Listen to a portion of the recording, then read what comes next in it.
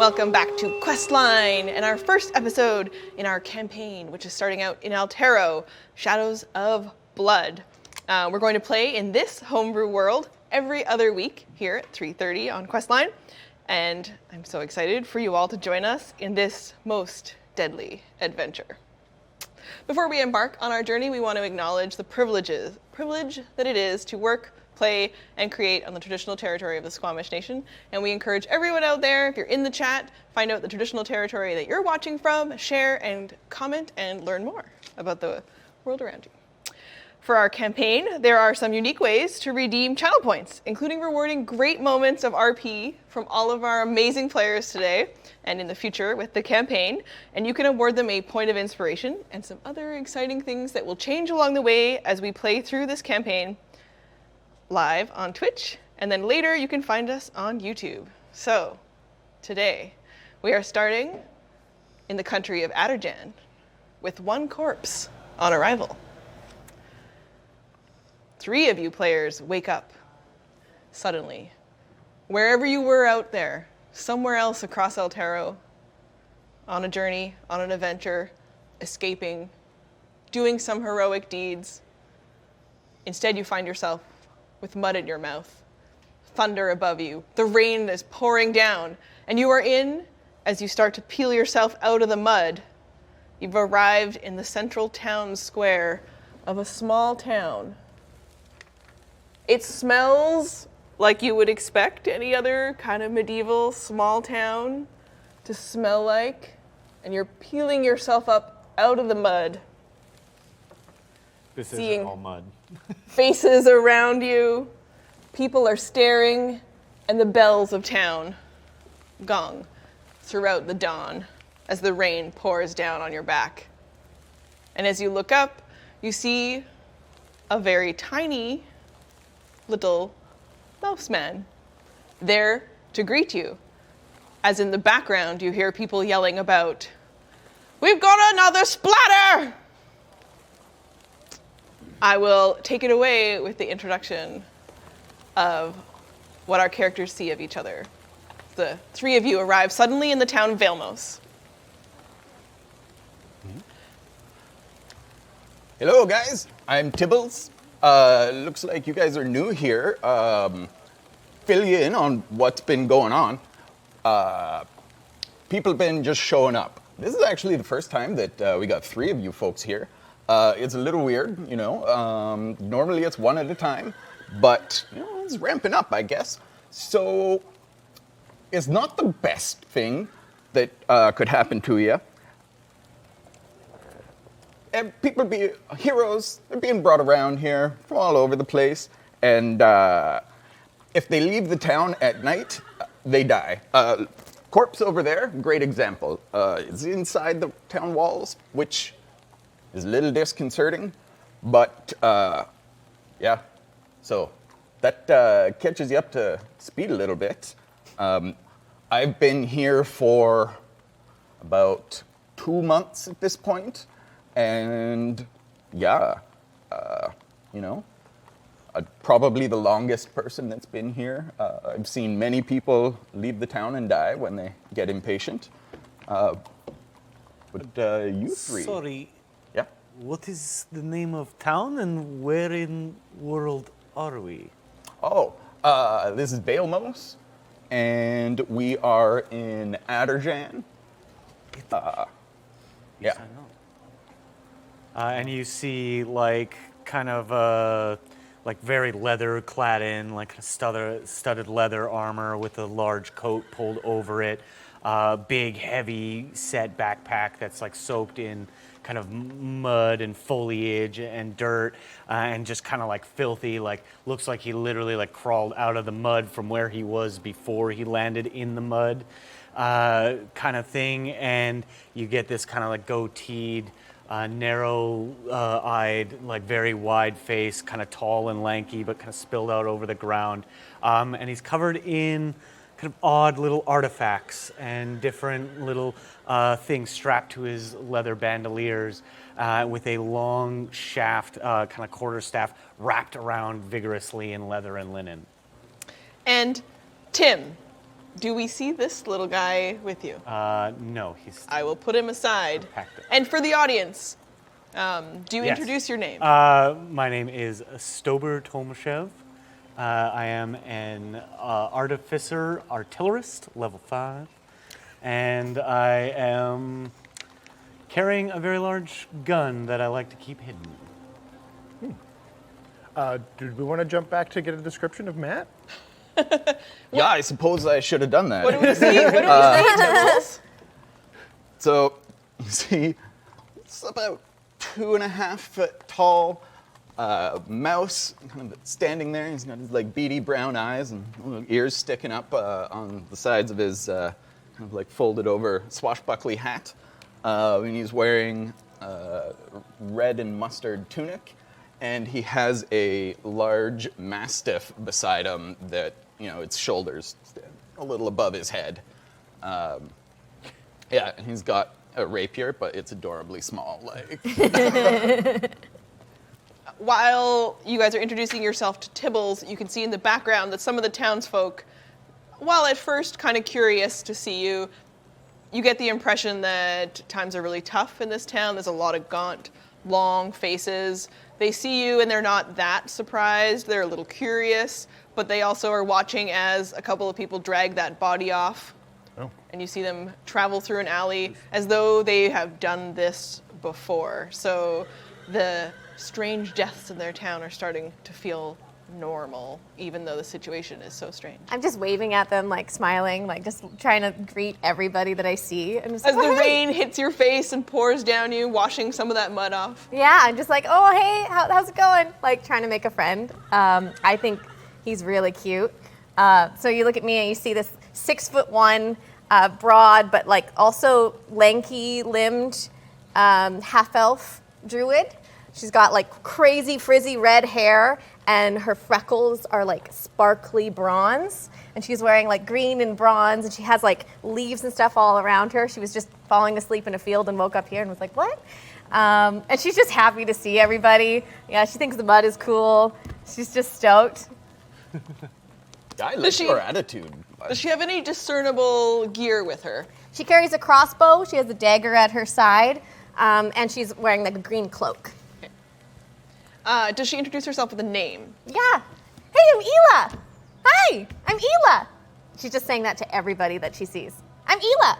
Okay, so we obviously know that Cheyenne's character's name is Ela. I'm Ela. Fantastic.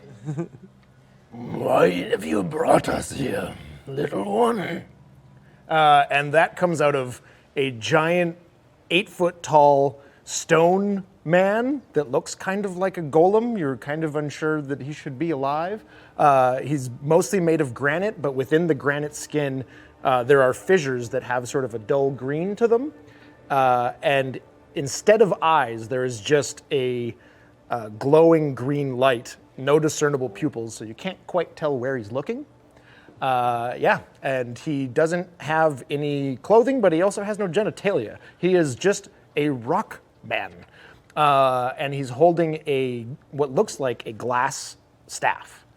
Yeah, he's got, gripped in one hand, a backpack full of things. It's just like a raggedy bag, canvas bag full of some stuff, but yeah. Well, that's a good question there, bud. But thing is, I didn't bring you here. Myself was brought here. Nobody really knows what's going on or why people are showing up. It just every day, new adventurer shows up. And whenever they get impatient about waiting in here, because town's not the best. I mean, the pub's all right, but yeah, they get impatient, they leave, going to do something, always show up dead. So they leave and then they come back dead?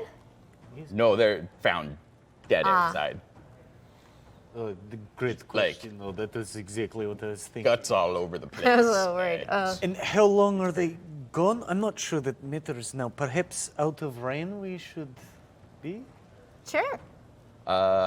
Hasn't stopped raining for 6 months or so, they tell me. Certainly not in the 2 months I've been here. Not great. It is weird. It's not good for the crops. I gotta say, food's not the best right now.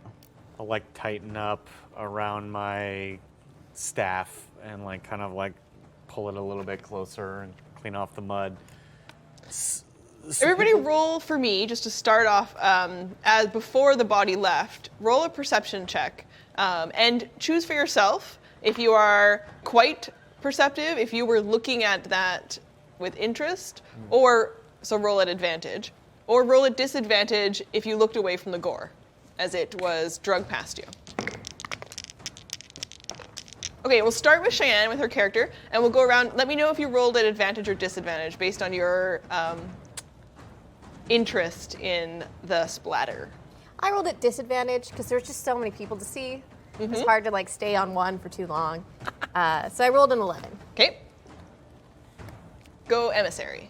I rolled a 12 at advantage because I would have been looking for threats, having just been teleported somewhere and seeing something dead. I would have figured there's a potential threat there, and I'm not squeamish about blood because I don't have any. Storber. Great point. I did roll at advantage, natural 20. Ooh. To just 21. Or actually, sorry, 19 for perception. Stober definitely was looking over, saw the corpse, and kind of saw people collecting them, and like kind of took a moment to himself to like recognize the dead, and like also like what killed it? Is it killing me? Will it take my stuff? I just rolled normal because I've been here, so it's not surprising to me, but like I haven't become blasé about it either, so I'm not like ignoring it. I could roll at disadvantage if you'd like me to. No, I think that's totally reasonable. You recognize it as Doman. Okay, I rolled 27. Oh, and you remember about spending some time back at that same pub with Doman. You know that Doman is a fighter class similar to yourself, and you guys, did a little dueling practice out in the back occasionally. Eager to leave, has only been here for a few days. Sad to see such a young, vibrant spirit snuffed out in what they're calling in Vailmos the Summer of Sorrow, as indeed the rains have not stopped since the spring began. And now it is late summer, and they are heading into harvest season around and across Adderjan, and nowhere is able to really harvest any of their crops, and everything in the fields is rotting. And so you smell the smell of the city and the mud, but also the smell from beyond the gates of this town, that if they did have crops, and if it had stopped raining even a little bit, you could see in the distance they have rice fields nearby, and so the smell is coming in. And also the smell of death lingers throughout the town as the wind blows from the north. You would have noticed about the body, not only are they calling it a splatter, as the colloquial way they refer to the dead bodies that show up, mostly outside of the gates, but that it was as though crushed from a great weight, and the insides from the abdomen are ripped out. And so it's leaking and trailing intestines as they dragged it away. Like it looked like it had fallen or was crushed in place there. With that roll, you're able to feel more like it was crushed and placed there. And you guys are also able to see that it's trailing a lot of gore and insides that shouldn't be on the outside from the body. But you're the only one who picks up that 100%, despite the fact that the rest of this ruin looked like a carnage mess, the skull is opened with surgical precision, and the brain is missing. Ooh. The crown of the skull was gone, with a very even cut, it seemed like. Around? But we didn't notice that. You guys didn't notice it, All right. just Stormy. Is that usual? That, and Tibbles would know that was completely normal. All of the bodies are missing the brain, and then occasionally they are missing other organs, and everything else is just a disastrous mess left somewhere. And at first you had thought it would be animals, because that was something that you and Shen, another hero who had died, thought might be the case, but you were never able to really determine what the source of the death would have been. It's a mystery to everyone in Vailmos. But as you stand outside in the rain, the streets start to clear. People are headed back to their daily business because for them, this is just a part of normal life this summer. And you see a couple of them will pull up a cloth over their mouths to try to keep the smell at bay. And a bunch of them are wearing really excellent looking gear so that they can be well supplied through this rain to protect themselves. And some of them you would recognize look like cloaks from other parts of the world. All right. Well, I think, could be here a while, so we should get you guys set up. First, let's go on down to the frickin' co-op and talk to Dala. And then after that, we'll head to the pub and you can talk to what's the innkeeper's name? Brogo and Braga are the innkeepers. Right. Talk to Brogo and Braga about finding some place to stay. And Dala, she's great. She'll get you set up with whatever you need, like a good solid wool cloak for the rain, because, boy, it sucks. Freaking terrible, buds. Yeah. Well, I'd like to say thank you, Tibbles, for coming to get us. This could have their consequences should we think to leave town on our own. So I'd like to thank you and buy you a drink and perhaps a meal if you would take us and guide us through this town that you have been in. Yeah, for sure. Did you know our friend here? I did. He seemed like a nice guy. He's only been here a few days. Like I said, very impatient to get out, and now we see what happens. Just so I don't wander away, what are what's the farthest we can go without splattering? There's town walls, right? There's town walls? Oh, good. Yeah. So, just don't go outside the gates at night. Okay. Then this is only at night. Are people... Can we walk and talk as we're Yeah, you guys are out of heading this towards awful rain? Things and Sundry, which is Things and Dala's shop. Sundry. Yeah, nice. We'll just kind of walk and talk. So you say that how long after do they leave that they come back less or you spread out? The next day. If they're out at night, in the morning, we find them. And in the day, are people able to come to visit, bring things from outside world? Yeah, I mean, they could, but, it'd be pretty hard to get here in a day from anywhere. And honestly, there's not much for them to bring. Lendar tries to do what they can to support the smaller villages that are sort of part of their area. We're in the state of Lendar. Or Everybody, technically it's a while duchy. you're hearing a little bit of this information, roll a quick history check.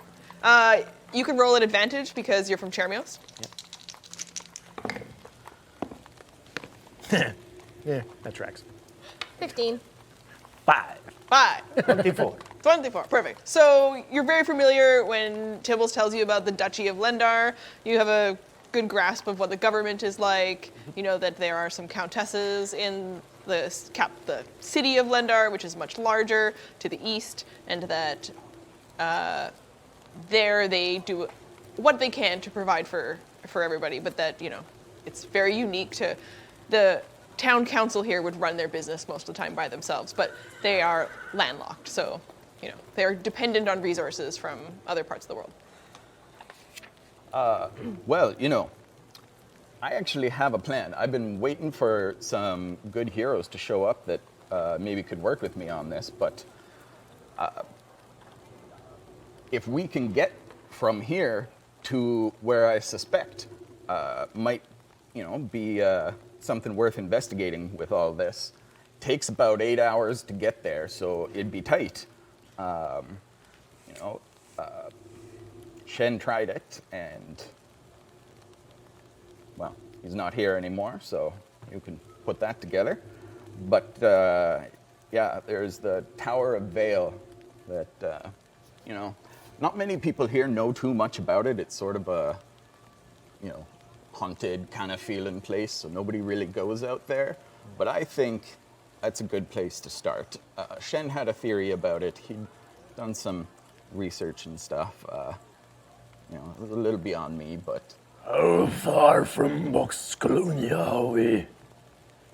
Oh my gosh, we are like, 2,000-3,000 kilometers. Oh. With your history check, you know that Adderjan is a country to the east of where you're from. So you have a good feel for generally, Prelu's here, Kaiman here, Adderjan. Okay. So, and you understand when he says Boscolonia to the west. So you guys are actually all from a similar part of the world. No one's from somewhere super exotic relative to each other. It'd be exotic to people, you know what I mean? From other parts, everywhere is fun and different. But whatever this is, it is capturing people from the same continent. So you can get that feel with your history roll that seems to be connected that way. And as you move forward, we're going to pop up and we're going to open up Things and Sundry. Oh my god. So excited. And inside of Things and Sundry, indeed, behind the counter is a human woman. How big was the door? How tall? Things and Sundry has a door that is not tall enough for you to get in without ducking. Okay. And you do have to sort of crouch down a little bit to come through. The people of Adderjan do, at least what you've seen in Vailmos, you can't tell because, this year everyone looks quite sickly. They're underfed. They look tired and just worn down by the summer of sorrow. But you all head inside following Tibbles. Does this... You didn't introduce him, so... Oh, yeah, Gordy, he stays out back. Okay. Or out front, I guess. Tibbles wanders in to lead you all through, and you need to duck and weave to get through. You're probably rolling a quick dexterity check. Oh no.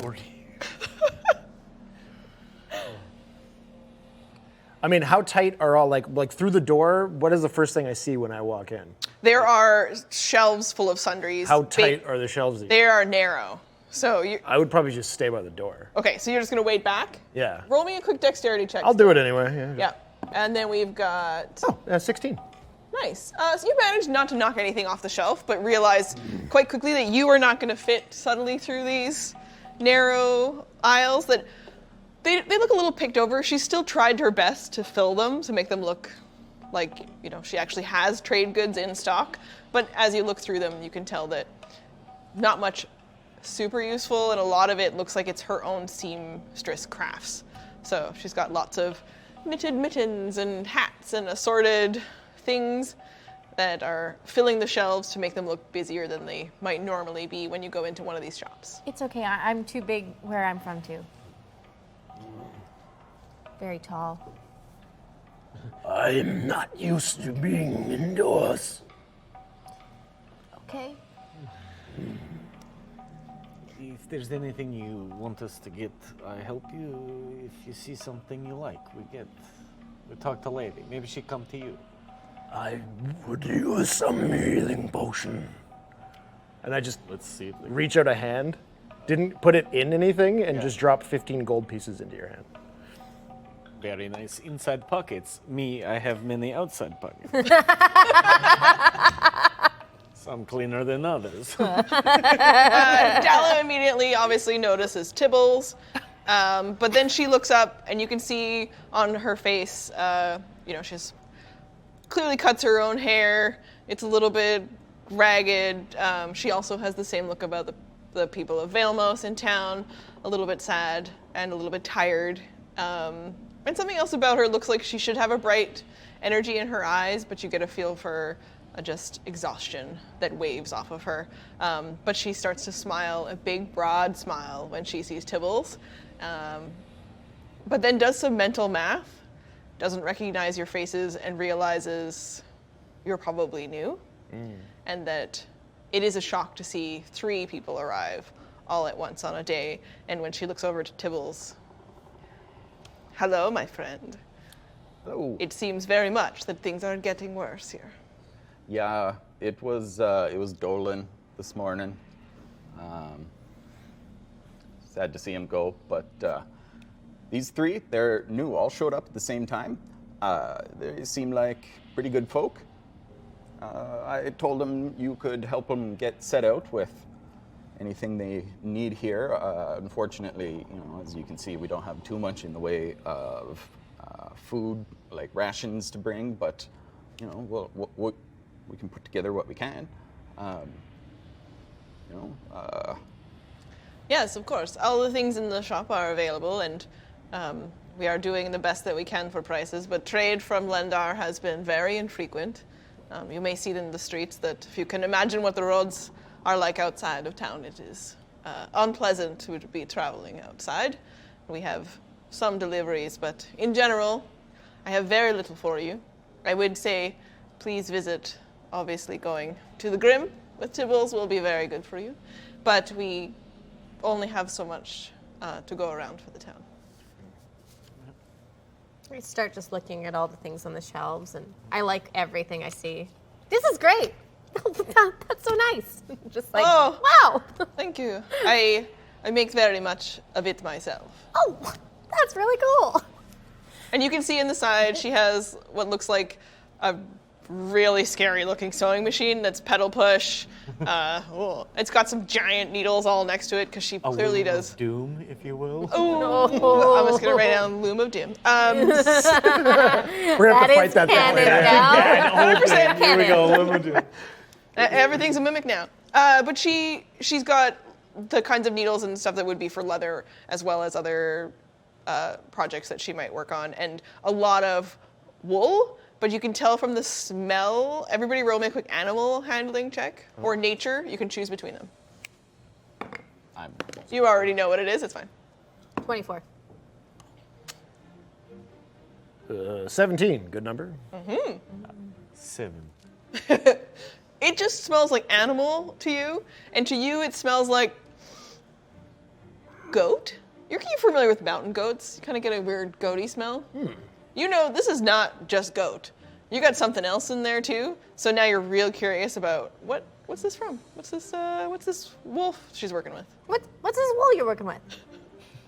And she laughs and smiles and says, "Oh, outside of town, you'll see that we have a herd of caproca." Caproca. Would I know what that is? Yeah, with that roll, they're goat llamas. Cool. Goat llamas. Yeah, and they are very fuzzy. Are they friendly? No. Oh. I mean, About as friendly as a wild llama or alpaca. if you get to know them and it goes well, let me know. I will. They spit a lot, and they will headbutt you. But Yeah, they're kind of jerks, but they Sound like they know how to make really party. good wool. they are very fuzzy, and make excellent wool, especially for the rains. The summer has been unpleasant for everyone. I will shop the wares and see if Stover can find like a tall hat made of wool that would be perfect for cold weather. You can absolutely find that on the shelf because you're probably not the first person from Chermios, Yeah. and maybe it was previously owned. That's fine by Oh. Stover. Oh. Yeah, it used to have a brain, now it doesn't. Yeah, I'm gonna put it on and then like kind of remember, what is it, Golan? Golan's like nice little, well surgical cut rim around his head, and then just kind of like off to the side just a little bit. How much is that? I will. That's going to be 8 silver. And I will buy also the largest mittens for my friend here that I can find. When you're piecing through them to pull them out, and Dala's assuming it's for you. Yeah. So she's, I knitted I these need for. like cape, but in glove. I mean, I had made these. Oh, it is for you. I had made them for Goliath, who is no longer with us, but they will be close. I'll buy those too. It charges you 5 more silver. Okay. Does she have good socks? She has bins full of socks that she's clearly knitted herself. I'd like to buy 2 good pairs of socks. There's nothing worse than wet feet. Well, you're gonna have to get used to soakers here, bud. Okay. How much It's just like part and parcel of every day, unfortunately. How much would that set me She back? charges you 2 silver pieces. Oh, that's very nice. Yeah. She knits every day, all day. How far is Tibbles from me? He's right up at the counter. Yeah, he's probably 15 feet from you. It's all good. I'm just, even though you can't see where I'm looking, my face is pointed directly at him. Down. So, And where are you all from? Great question. Obviously, I think you know. It's Shattergen, Ethergen, next to Shezios is... You're from Termios. Yes, yeah. The hat looks very comfortable on you. It fits me very well, and it brings me up a few inches, which you know. Sharing is always about the toll. Yes, and to be so well fitted out so that everyone knows you are very proud people. We are a very proud people, yes. And I'll kind of like hold my chin up like extra high and like just kind of pull my pipe out and think like, yes, very proud. She has a little bowl of what looks like dried flower blossoms, maybe, as though it's a candy kind of a thing, but they don't have that much that's very nice. She offers you one. Sure. And I like put it in my pipe kind of like confusingly, like as if I'm like, I will adjust to the customs here. Tibbles knows that they are like dried candied lotus blossoms. Mm-hmm. But And he just watches me do it.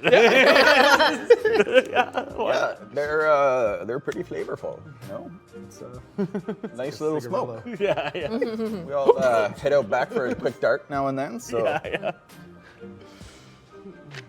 and at the back, where are you from?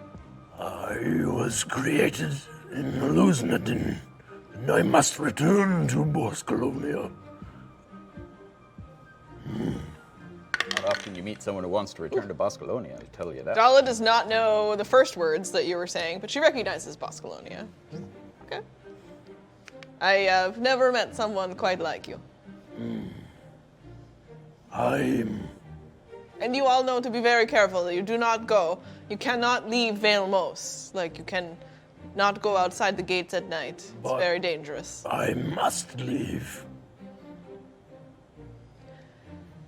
I would be very sad to see any of you go, just as I am very sad every time we lose someone.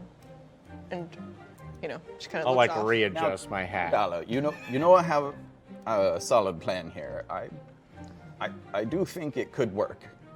You know, we have enough time. We can get to cover, you know, shelter. We just don't want to be out at night. And Sybil's, we do not know what it is. You cannot leave the town, and especially not someone who has survived for so many months. yeah, In the but like, face of all of this evil, all of you, you should listen to the warnings. I mean, do we not can't leave stay the here gates. forever. You know, we got to get out there and figure out what's going on. We just got to do it smart like.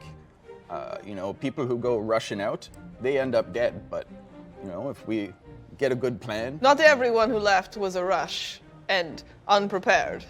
Even people who were very talented and brave and strong and wonderful, and they are gone.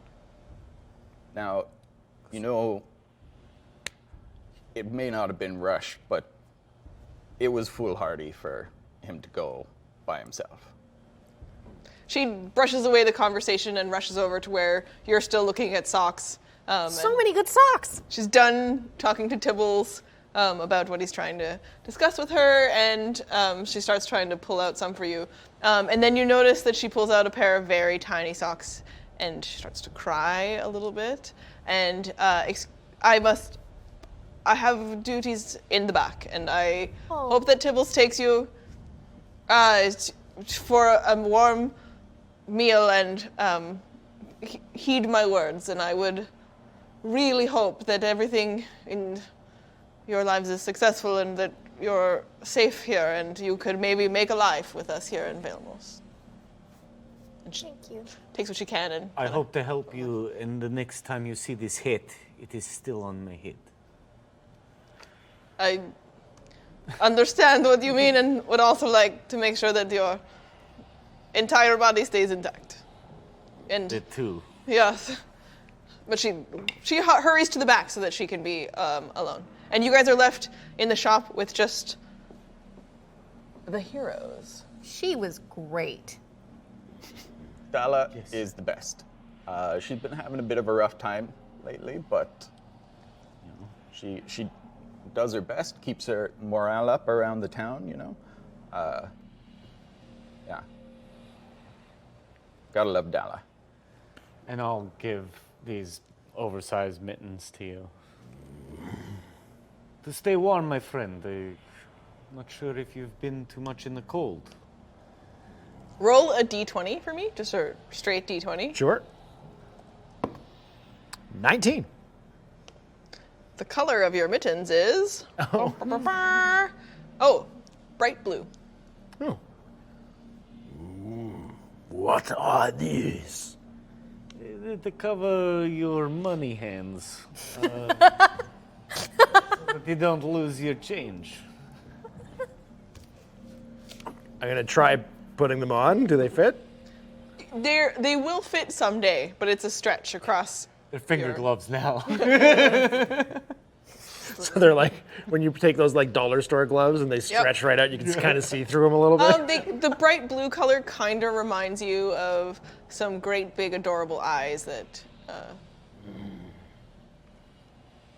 you might remember. A gift, my friend. They had no health potions, but your gold back. Should you want it now, or perhaps after our shopping is done?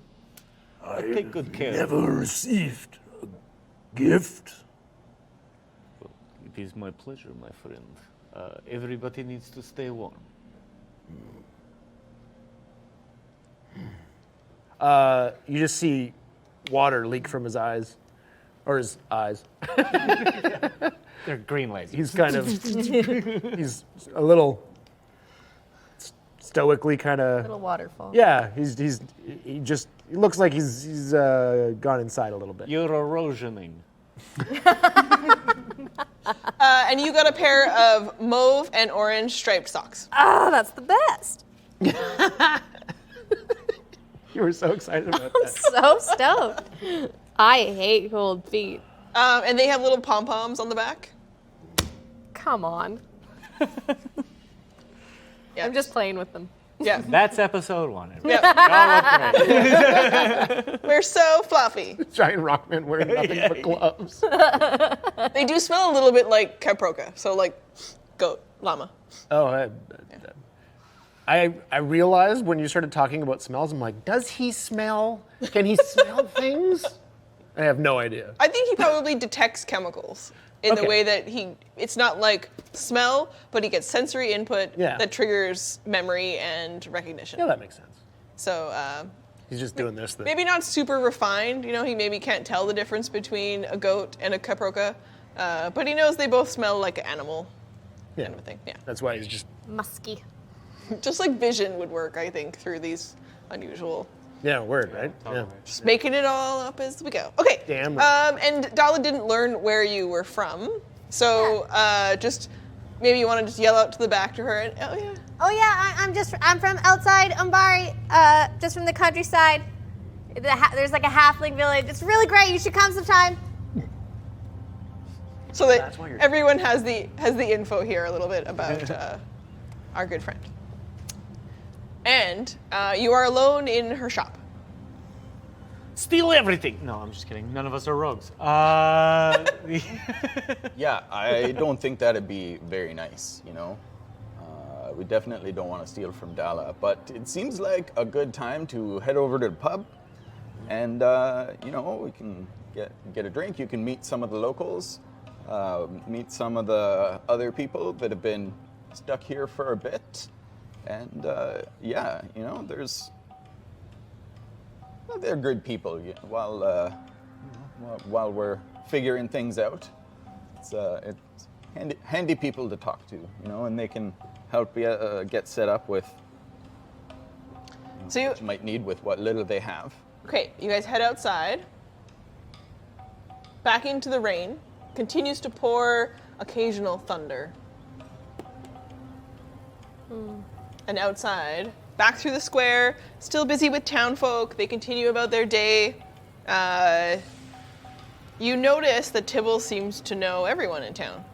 So, mentions their names as they pass. And although everyone looks quite sad, one gentleman with big floppy hair, kind of curly, big smile on his face, he walks by with an apron on and a fresh bundle that you can immediately smell is hot, fresh buns. He's clearly on his way somewhere else, and he waves and smiles at Tibbles. He's a little round and really happy, and has just an air about him that's a little bit different from everyone else in the town. And he continues whistling as he goes to deliver his baked goods to the next place. Who's that? That's Giorgio. He is the baker around here. Bread's one of the few things that you can actually get that's okay here. It's a little bit of a quandary as to where he's getting his flour from, but, he must have some good connection. I don't know.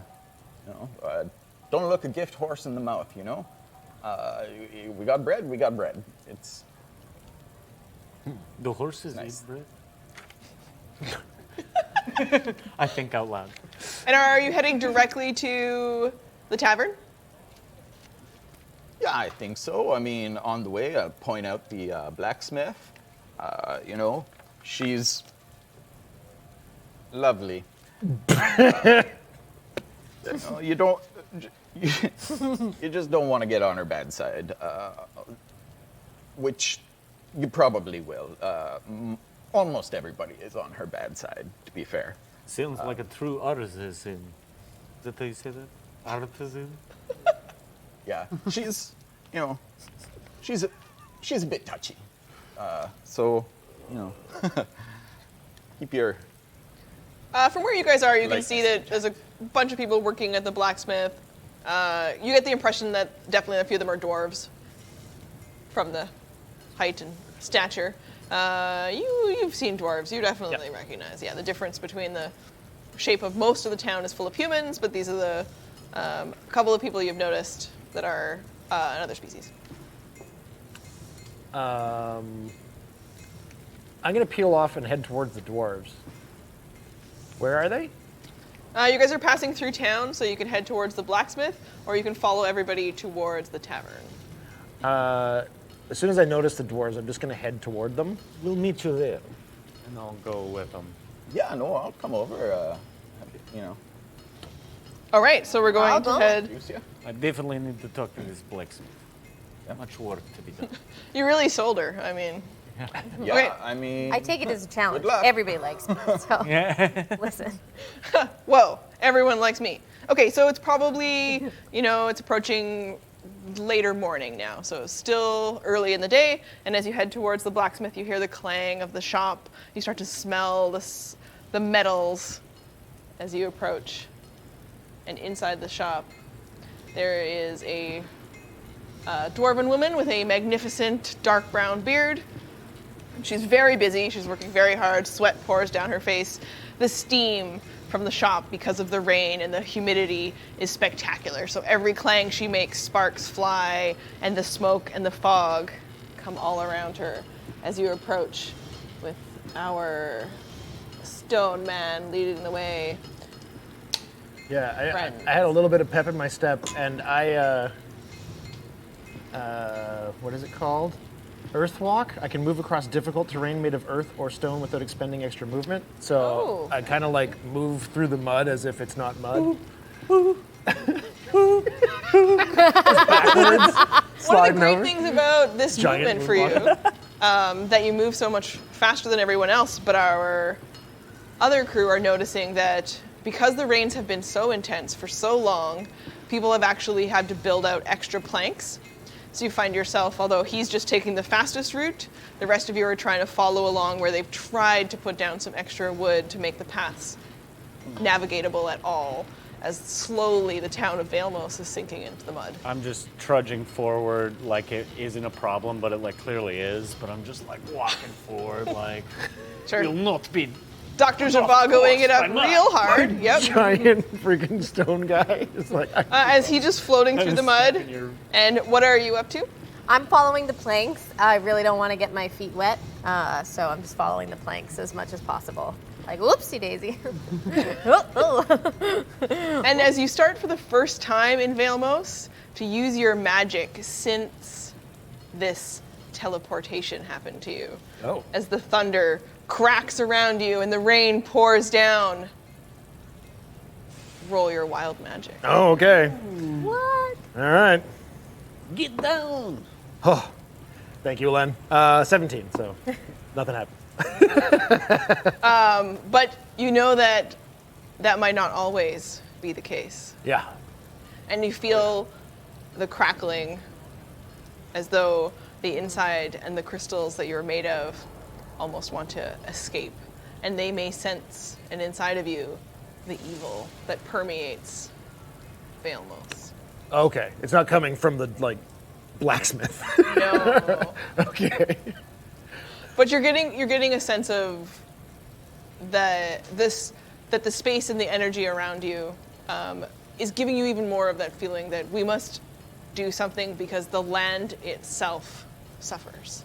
And it calls out to you in this moment as you're trudging and moving through the mud with your magic. Okay, so that little burst sort of stops me in my tracks, and all the fissures in my skin kind of glow with a bit of a light for a second before it fades away. Do I recognize any of this kind of magic? What had just occurred? Yes, but roll perception. And you can all roll perception. How close am I? Did I get close enough to the... Yeah, you're 10 feet to her, so you could yell out. She's very busy. Okay. 11. 22. 20. 20. So you're seeing the cracks, you're seeing the bit of the green. And as you are both kind of watching as he pauses in the moment, you both get the impression that something dangerous might happen if he's not able to control that.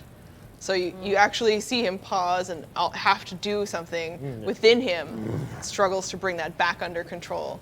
And you get a little bit of the feeling that you're a little bit concerned that these are the guys that you're taking with you to save the world. I'll step off the plank and fill my boot with mud. Whoa. Whoa! Damn it! And not see the rest of it. Do you want my new socks? That is very kind of you, but I will suffer. Oh, okay. So, Sure. sort of to myself and back to the group at first.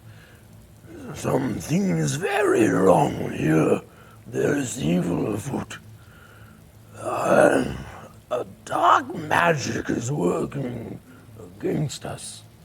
I'd say, as I dump my boot out full of mud, nothing's worse than wet socks. And look up and realize you're not talking about that. And then I switched to Dwarvish. Greetings. I'm emissary. I must return to the kingdom of Aloznadin. Please help me. The dwarf turns around and she looks at you and she goes, "Piss off!" And she goes back to working at the blacksmith. And she said that in Dwarvish or Common? Common. Tibbles finally catches up, has his little legs, No. and he's like, yeah, I told you, she's lovely. I recommend, whenever you can, talking to her nephew, who's her apprentice. He's a lot more friendly. That moment causes, roll another check on that, as she is so rude to you in your moment of need. Sorry, this is wild magic again? Oh, damn. Whew, that's a 6. We're okay. So Ooh. the lack of response to that moment, and you freeze. And you continue to call out to the other dwarf. Rurik, come over here. We got some new people that need to talk to you about getting some gear and stuff, maybe? I mean, no, it looks like you guys are pretty set with gear, but like, it's always good to have a chat with the local blacksmith, get stuff repaired and whatnot. This really happy little dwarf is barely able to grow a beard. It's like not coming in great, but he's all giving her. He's got like a couple of tiny beads tied into it as it's kind of like, starting to come in just a little bit. And he comes running over and he's like, "Hi, it's Tibbles! Oh, so all these new guys! Hello, everyone! Hello! I'm Rurik! Hi, I'm Hila. I am You're really tall. Yeah, you're pretty small. Yeah. rock and stone. I must return to Elusnadin. How do you know anything of the threat to this city? What is holding everyone here? Oh, jeez, man. Woo! That's a lot of information to ask someone who's just like, I make horseshoes.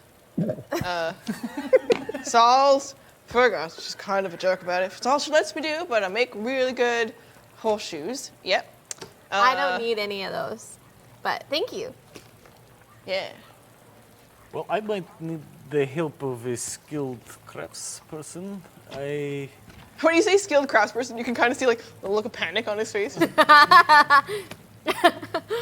Perhaps this will be a great learning opportunity for you. And I'll kind of like fumble in my little like side pocket here and kind of protecting from the rain a little bit with my coat, just kind of try and like show him like a little like rough kind of napkin sketch of this like weird cylindrical thing with all these like moving threads and like parts. And I kind of look at him like knowingly, like, So you "Yes, do the little. of course, right? Yeah, basically. Like, this is what I want, right? You do. That is the fanciest horseshoe I've ever seen. I like it. Hey, Vergoth, can you help these guys? They know Tibbles, they're really nice. And you can see that she kind of just like.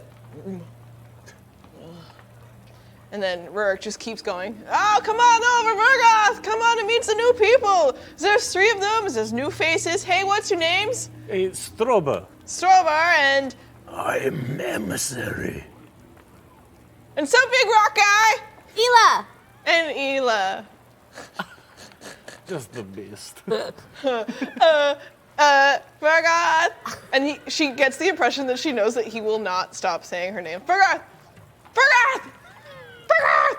And then eventually she just like throws down what she's dealing with and just like tosses her apron at him. And she's like, "Go clean that!"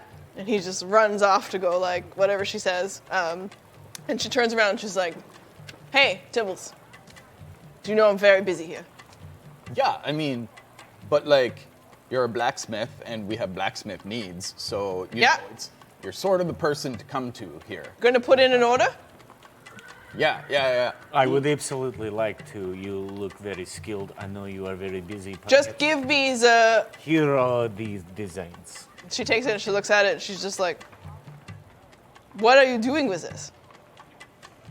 That would be more complicated than you have time for, rest assured. However, you know that this will bring freedom to this town. This will help us all. So this is going to take me a while to tell you even what the quote is to build. We can discuss the quote when it is built. I think it will be worth it. Do you know all the metals you need?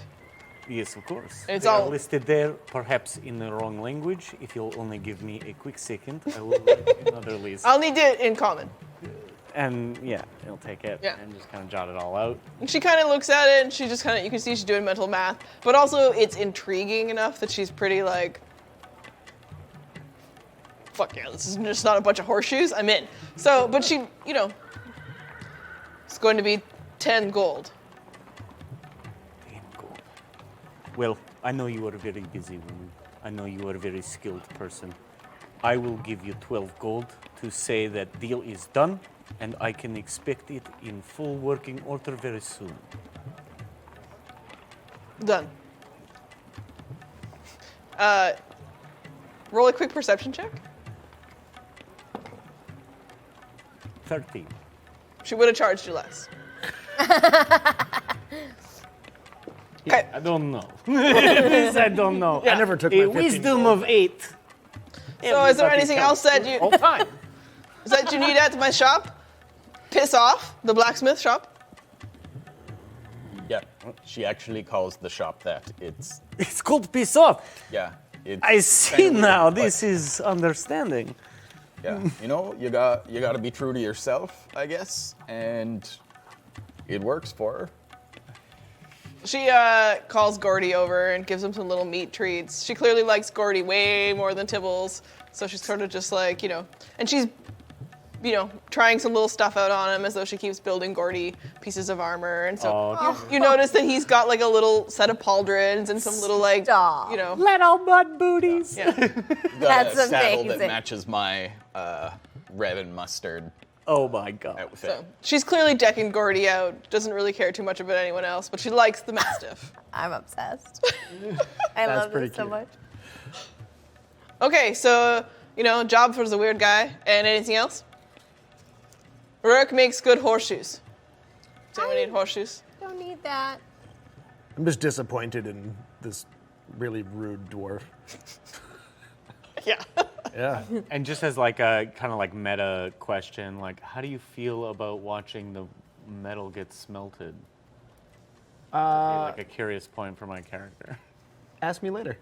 Right on. Roll a quick perception, and you can roll deception if you want to hide it from him. Or wait, are you asking? You said metagame, so you were asking. But I just, yeah, well, he's, yeah, sure, I'll he's, play the his game. character Oh, is just like- curious. I'm curious. So, seeing stuff. and to read on yours. May I have permission to rules lawyer? Of course, always. Insight, fair. And if you're Same going to parables. hide the way you look, Nope. okay. I'm not hiding shit. 14. What can he tell about you? So I'm not like offended. I'm not. It doesn't wound me, but I am concerned.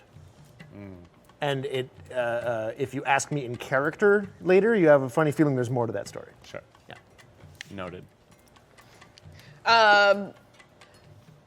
Roll your own insight check. Okay. What is my inside? Oh, dang. Roll an animal handling. 17. You get the impression that Vergarth might actually understand some of the things you're saying, but that her demeanor is rude and she could never give up the act. Okay. 11. You try to get Gordy's attention, but he is so smitten with the treats that Vergarth is giving him that no. Okay. Oh my god. Yeah. I love this. Yeah, it's a little bit like us in the office with queens. Amazing. I keep thinking like, Hello? no. What is the floor made of that she's standing on? It's just what's the stone of the area? Mostly just Probably just granite. yeah. Okay, but Not that different from what I look what like. you're made of, yeah. So it is stone. It's not Yeah, like. yeah. Just on a stone. Okay, I'm gonna use mold earth, and right underneath the ground she's standing on, I'm just gonna have a 5-foot cavity form and drop her into it. Yeah. Holy shit! Don't think that's gonna help. Does she get to roll a saving throw to get out of the Yeah, way? like a acrobatic or something. Sure. Okay. Yeah, I mean, you're the DM. Well, I'm wondering about the spell. Does the spell have any? It's a cantrip, so I'm just affecting the earth at her feet, Okay, she'll roll a dexterity saving throw. and I'm also turning it Acrobatics. red. She'll roll an acrobatics saving throw. And you're turning. Turning it red. So as it, the stone turns. Oh dang! She does not get out of the way. She falls into your. Okay, and metagame, what are some Altero dwarven god names besides Torvarella? Oh dang! Matt, check the pantheon. Sorry. It's okay. I don't have the pantheon with me. So you're equivalent to like Moradin. Yeah. Regardless, we'll figure it out and we'll try to share some names later. Okay. But, just keep it moving. So you're Okay, so a back string in of names. Dwarvish, I'm just Dwarf, you are so rude. Are you not concerned? Everyone around you is dying in this town. And you do nothing? Help me! Get me the fuck out of this pit right now. It just, up underneath her, reforms. I mean, I'm staring at her, but it's just Oh, I get it. glowing. She's staring at you, too. It's a whole... I don't know if you heard earlier, but the shop is named Piss Off, so I think she was just saying like, hey, it's my shop. Piss off. Nah, she was also telling you to piss off. I like you. You're a weird thing.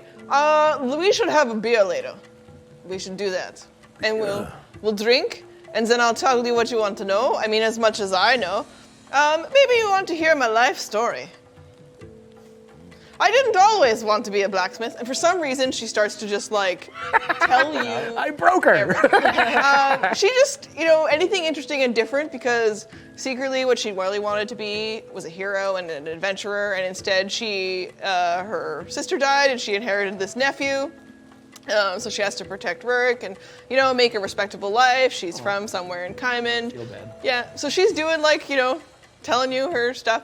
She's decided you're friends now, and she thinks you're really cool and interesting.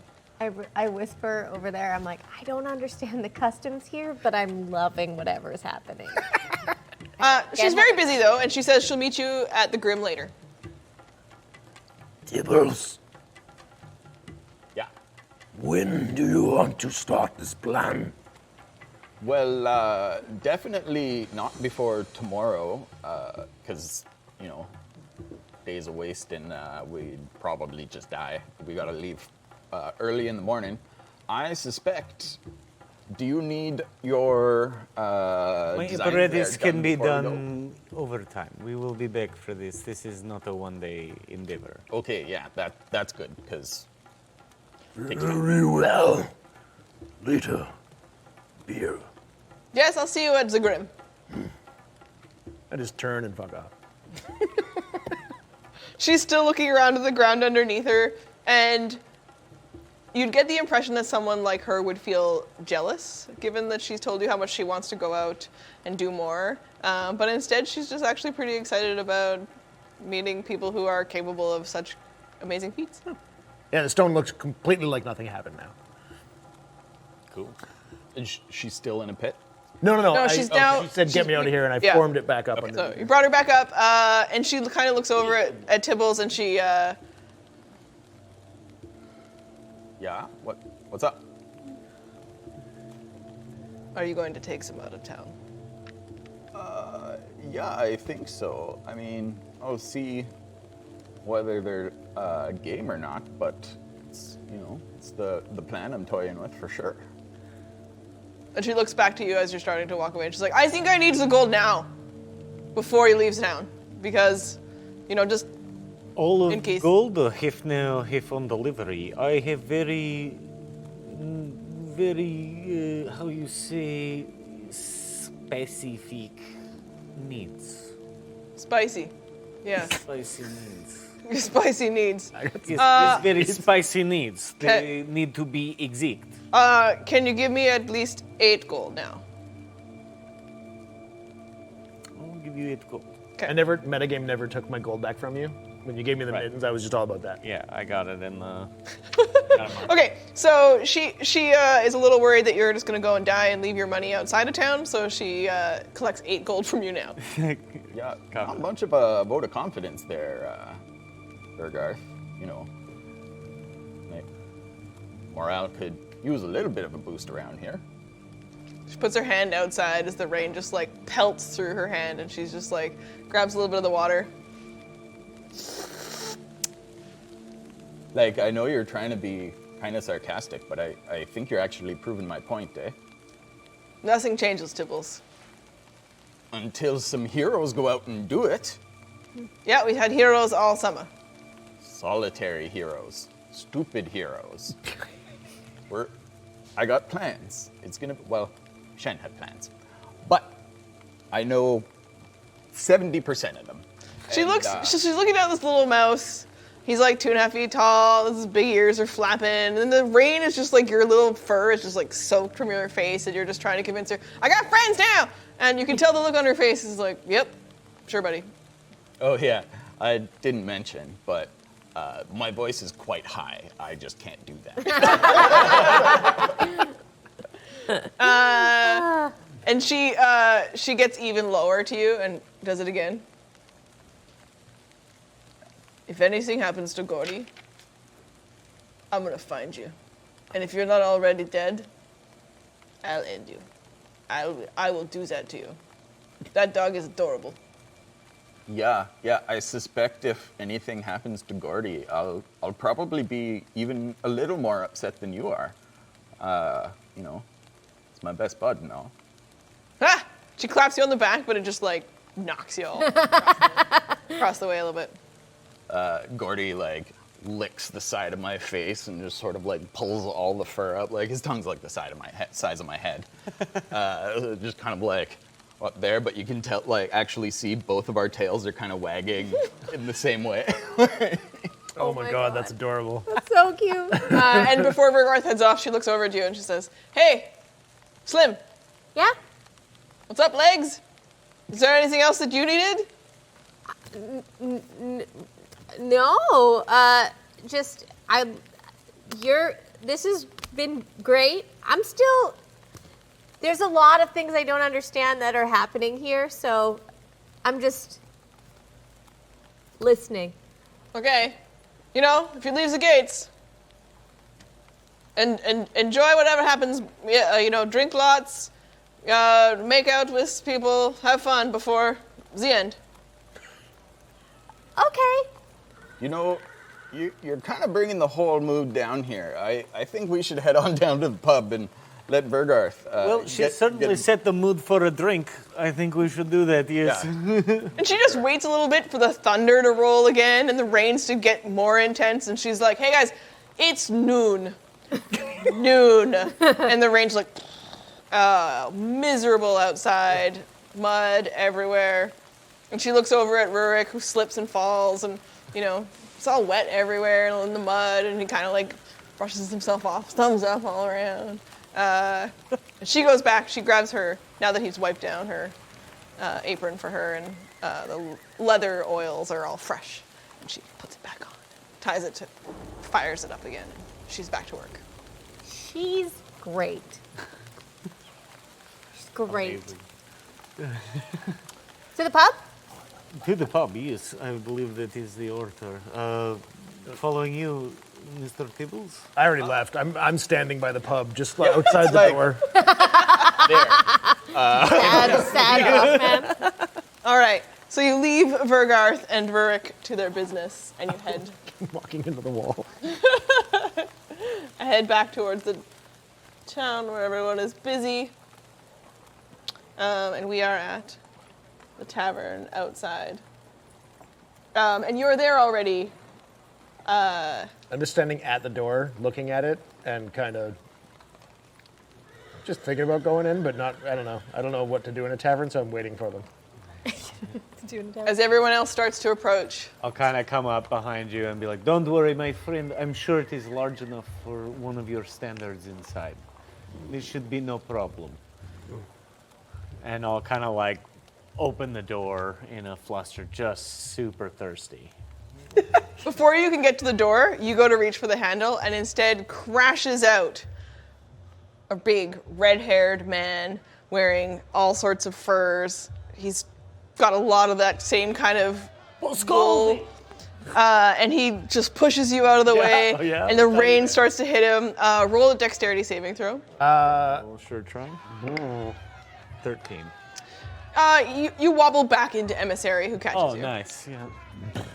Whoa, nice mittens. Nice mittens. And crashing out the door, yelling out your name, you recognize the red-haired man, and he starts to yell, "Tibbles!" Oh, jeez. What's up? And he races towards you. Everyone roll initiative. Oh, no. Crap! I was about to say I cast mage armor, spending a thing for my. Oh, nat 20. Oh damn! Dang. Ready to be friends? Ready to fucking kill. Not bad.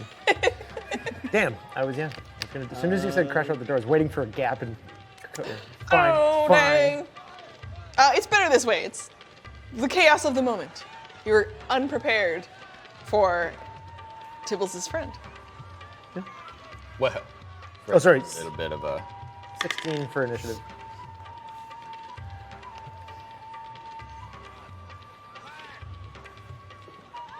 All right, let me just.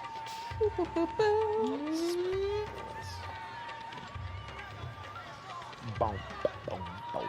Okay. So initiatives: 16, That was me. emissary. Natural 20 for Ida. Ellie? Right? Yeah. You can call me Big E.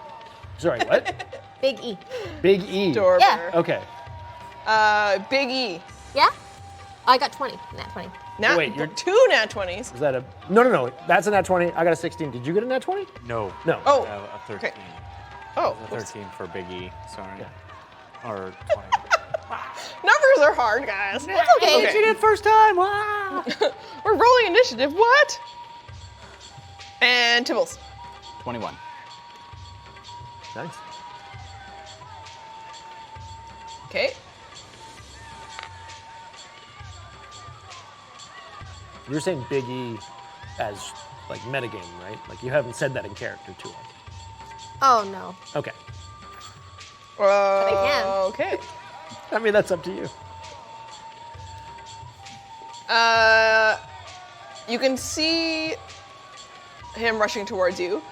We're gonna just go through the initiative order in terms of the reactions to this moment. So, going with the nat 20 first. Yeah. You see this big man. He's human, flaming red hair. He looks very drunk, and he is racing towards Tibbles. How far away is he from me? So you're probably, looks like 10 feet, 15. You're all pretty close to the door. So where do we don't, oh, that's why we don't have him on the board. Jeez, guys. My apologies. He's raced right side, right out of, oops, Doors in new place. new place door. Change it, no, you know, we're gonna put him there and say there's a side door here. There's a theater of the mind.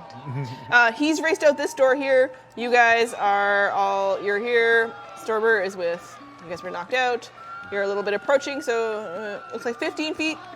And then he's trying to run straight out towards Tibbles. I think, what am I gonna do? I think I'm gonna do a thorn whip at him immediately. Okay. Yeah. I think that's the right choice. I would normally like to restrain him, but that's, yeah. Random human you don't know. Yeah. Thorn whip. Yeah. Okay. You know, that's what we do. Sure. Yeah, fair. Roll it. 16. And what does he need to do in response? He needs to take damage. Make Does he melee get a- attacks against the target. If the attack hits, the creature takes 1d6 piercing damage, and creature is large. You can pull the creature up to 10 feet close to you. So there's no way for him to avoid it. It Nope. immediately hits him. Yep. What was a melee attack? Yeah. Yeah. Oh, I see. Attack roll. Okay. So against his armor class, which is 14. Yep. So it hit. Yeah. And so how much damage does he take? 2. Just a nice little 2. Okay. A little poke in the bottom. Little just like, whoop. Hey. And so this sudden, you're all watching as from Big E's hands, the thorn whip shoots out, and she snares around this large human man who is racing out towards Tibbles, and he takes some damage, and you see the little cuts form on his skin, but there instantly the blood is washed away by the rain pouring down across him that he barely notices. And there's something about Yeah, I pull him towards me, so away from Tibbles. Tibbles. How close does he get to you? Within 5 feet. Very close. It was a bad call. Okay. It's a panic move. It's a reaction. Panic move. You pull this. No. You pull this large, screaming, drunk man towards you. Hello. I'm Ela. And introduce yourself. How polite. Do you have any other actions that you want to do? Nope. I just kind of freeze. It was a bad call, and I'm like, well, I'm gonna try and just talk through this with him. You actually are the exact same height as him, and so you're staring straight into the very red, very blurry eyes of a man who is extremely angry. Great. He makes eye contact with you and then turns to look at Tibbles, who is next to act. Listen, Granislav, what's going on here? Why are you just rushing out in an attack here? Like, that seems unnecessary. I thought we were buds. Do you want to do anything other than attempt to negotiate with him? I'm not going to attack him until he attacks me. Okay. Do you want to try a roll of a persuasion? Sure. Okay. Use my too cute to loot to have advantage. It did not help. For the audience, Matt is playing a homebrew race in our world of Altero called the Sura, the Little Mouse People, and the type of Sura that he is has a characteristic called too cute to loot. 16. 16. You can tell that your words wash over him as though the rain, as it continues. He is turning to look back towards you, despite the thorn whip ensnaring him. That was about what I expected. Awesome. And next in the order, Emissary. He's pulled off to my right now. Oh, is he wielding anything? You can see that he has a great axe. Oh. Is it like strapped to his back, or does he have it in his? He pulled it out while he was running towards you. Oh, no, so it seems like he's trying to kill Tibbles. That is your impression.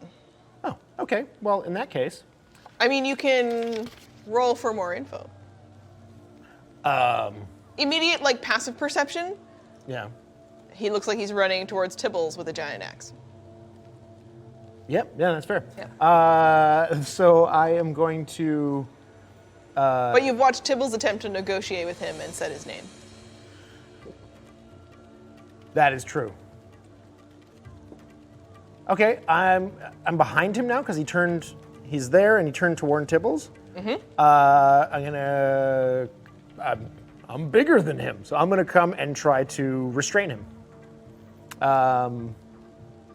So strength check, so I guess I'll just come up behind him and So you're gonna grapple. grapple. Yep. Yeah. Is it just a straight strength roll? We're gonna do contested strength. So your strength roll against his. So straight strength. And do I get advantage because I'm sneaking up behind him and he's looking at Tibbles? No. No? Fine. All right, fine. 20 non-natural. Well, that beats his 16. Yeah. So you are currently grappling him. Okay.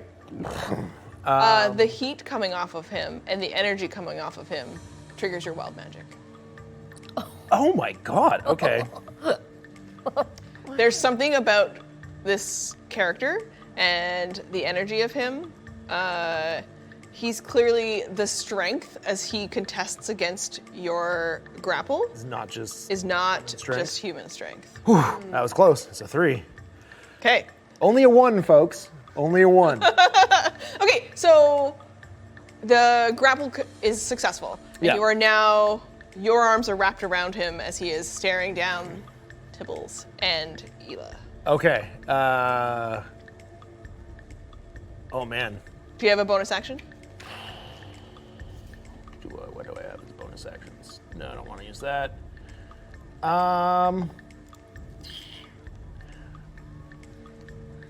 Yeah, I think I just want to.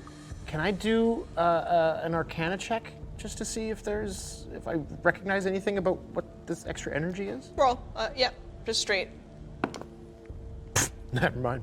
Yeah, you can't tell. You can't tell. Okay. And up next in the order, Stormer. Okay, so he is grappled, he is. And I will say to him, I will walk up with my staff in hand and say, Zdok of Niet, which means take a breath, calm down. And I will boop him on the head and use it to cast Fairy Fire. So everybody is outlined with dexterity. Everybody's outlined with a light. So this kind of like red light, kind of like emits from the staff, kind of through the leather, and kind of affects everybody in a 20-foot cube. Is outlined with kind of this like red, almost like green or purplish light, inflecting. We all must make dexterity saving throws for the duration. We Okay. all must? Yeah. Or suffer what? Each object, any creature in the area must make a dexterity saving throw. Nat 20. Nice! Now, nice, damn girl. To be a 15. 19 right here. I just barely beat it myself. 15, 21. 21. Right. So the only person who fails is Granislav. Because he is grappled, yes. This is hope. So fairy fire illuminates the creature. They now, any attack roll against the affected creature or object has advantage against the attacker if we can see it. The affected creature cannot benefit from being invisible. So they are just basically, he's just glowing now, and we all have advantage to hit him. Could have went badly because he would have had advantage on all of us, but here we go. Hey. All right, so I kissed Fairy Fire on him. You boop him. I boop him, everybody glow. Can I use bonus action to kind of say to him, like, you need to rest, be at rest, friend. You need to be calm. Those words come out of your mouth. He attempts to break the grapple. Okay, so that's another contested strength. He will roll. He will roll athletics to break your grapple. Okay. You can, yeah. And am I doing just straight strength or what? Athletics or acrobatics. Hold on to him. Definitely athletics. Ooh. Oh. 11. 10. Oh. I'm distracted by him glowing.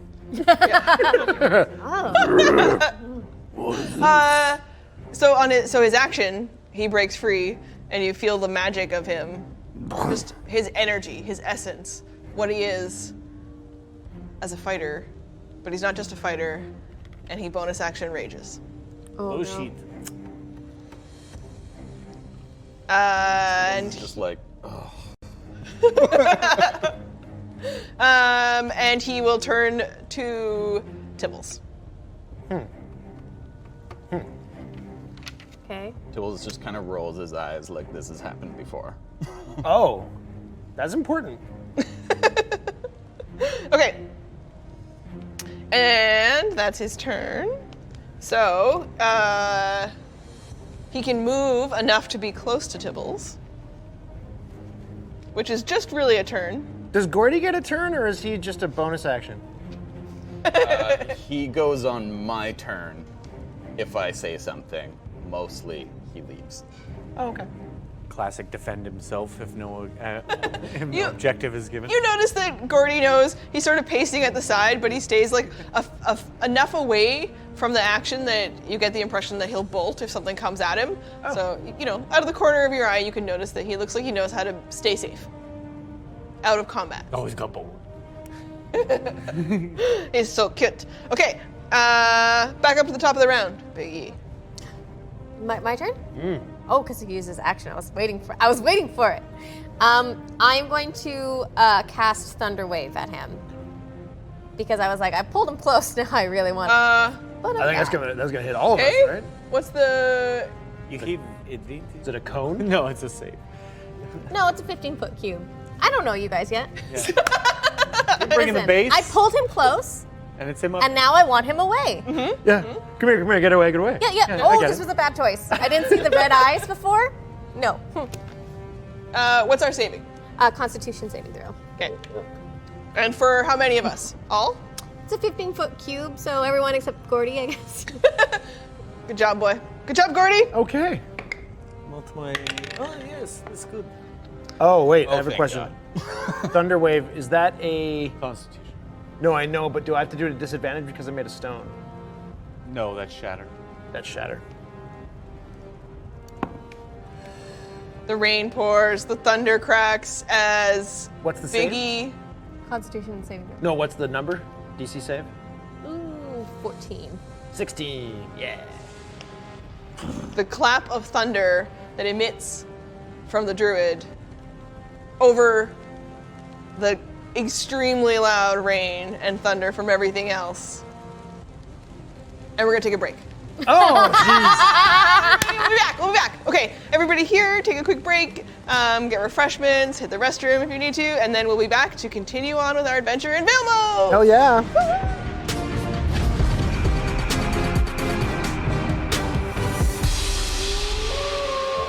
Hello everyone, welcome back to Shadows of Blood, Day 1, in the middle of our fight outside of the Grimalkin Tavern in Vailmos with a Thunderwave spell cast by the Druid. We're going to resolve everybody's Constitution saving throws, starting with Emissary. I rolled a 16. 16. 16 plus 4, 20. 20. I got so lucky and got 22. Oh, Tibbles, good job, little buddy. You do have to take half damage. Yep. Okay. So everybody passes against this Thunderwave attack except for Granislav. Oh, Granislav didn't. Oh, He nice. fails, he'll take full damage. And as, be pushed back, I think. Yes. Describe to us what happens, Shay. Okay, well, he's going to take 6 damage, Okay. 3 for us. thunder damage, and 3 for you guys. Yeah, and I push everybody 10 feet away from me. So what I picture is it sort of scatters like a star. It's like, no, you know? Just a no. Does that push everyone, or if you pass, do you not get pushed back? Oh, nope, sorry, you guys don't get pushed back. Aha. No, We take the base. So just you Granislav. just stand there and just like, ow. Granislav is standing right next to you, so you will also push back with him because you were trying to grapple him, so you guys both like stumble back in the mud. He already broke out of it. Yeah, but you're like, Close. I mean, sure. that's You guys both push back. You stumble closer to the Grimalkin. Right, so you stumble back. Granislav pushing into you as he's blasted back, taking the full heat of this thunder wave as the ground underneath him just ripples and he's pushed towards the tavern that he just burst out from, screaming Tibbles' name. And I just yell, everybody relax. Okay, just everybody, woohoo! You know? Big smiles in the rain as it pelts your face, the tiny bit of sunlight that trickles in through the clouds lighting up your freckles as the magic erupts forward from you. And it's Tibble's turn. Emissary, you're on deck. We all take half damage, though. Yeah. Right? Yep, you took 3. Yeah. Cool. You have advantage. He's still glowing red from the fairy fire earlier. In the midst of the dark. Just gives kind of a whistle, and like points off to the side. Gordy takes off. Pulls out his rapier. And that's all. You know, Granislav, like, come on, bud. We've done this before. Look, come on. It's not gonna go well. And that's it. Yeah. Okay. So you again speak to this raging barbarian as the rain continues.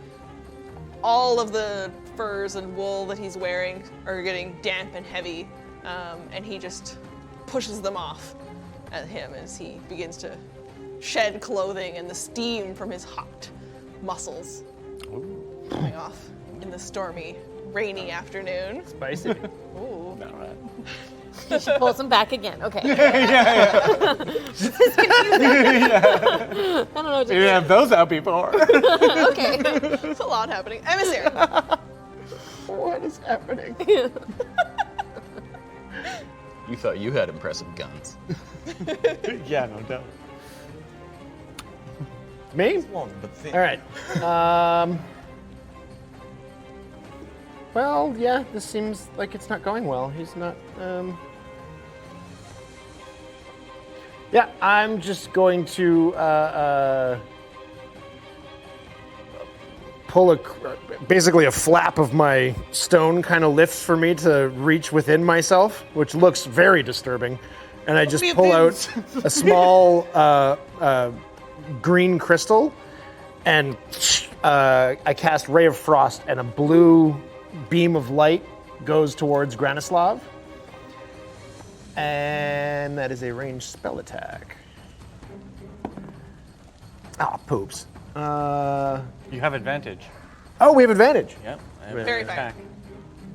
Very fire. Okay, well, that's better. Math. 15? That hits him. Sweet. Okay, so that is... Oh, geez. Yeah, I did my... Shirtless, steaming, glistening muscles. I'm gonna try and cool him off a little bit. So that's 2d8. Do we have to? So he takes 9 damage, Okay. and... Flicks is harder. He takes half damage because he's raging. He's raging, okay.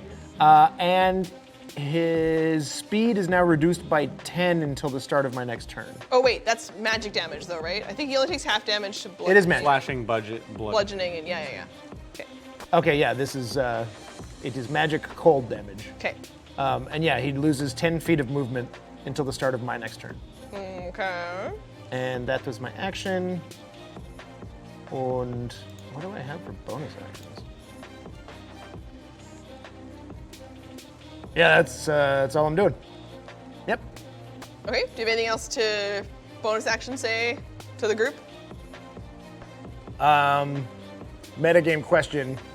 So you're saying I magically detected that he's not himself earlier?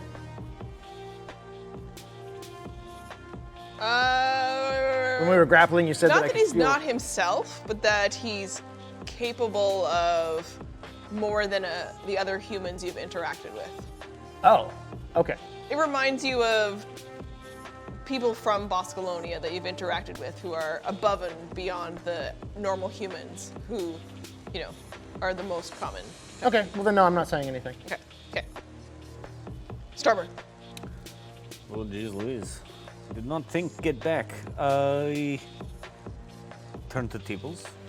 He's within some kind of close. All right, I'm looking right at him from across there, and I just look at Tibbles and say, like, what do we do? Do we don't want another death in this town? Yeah, we don't need.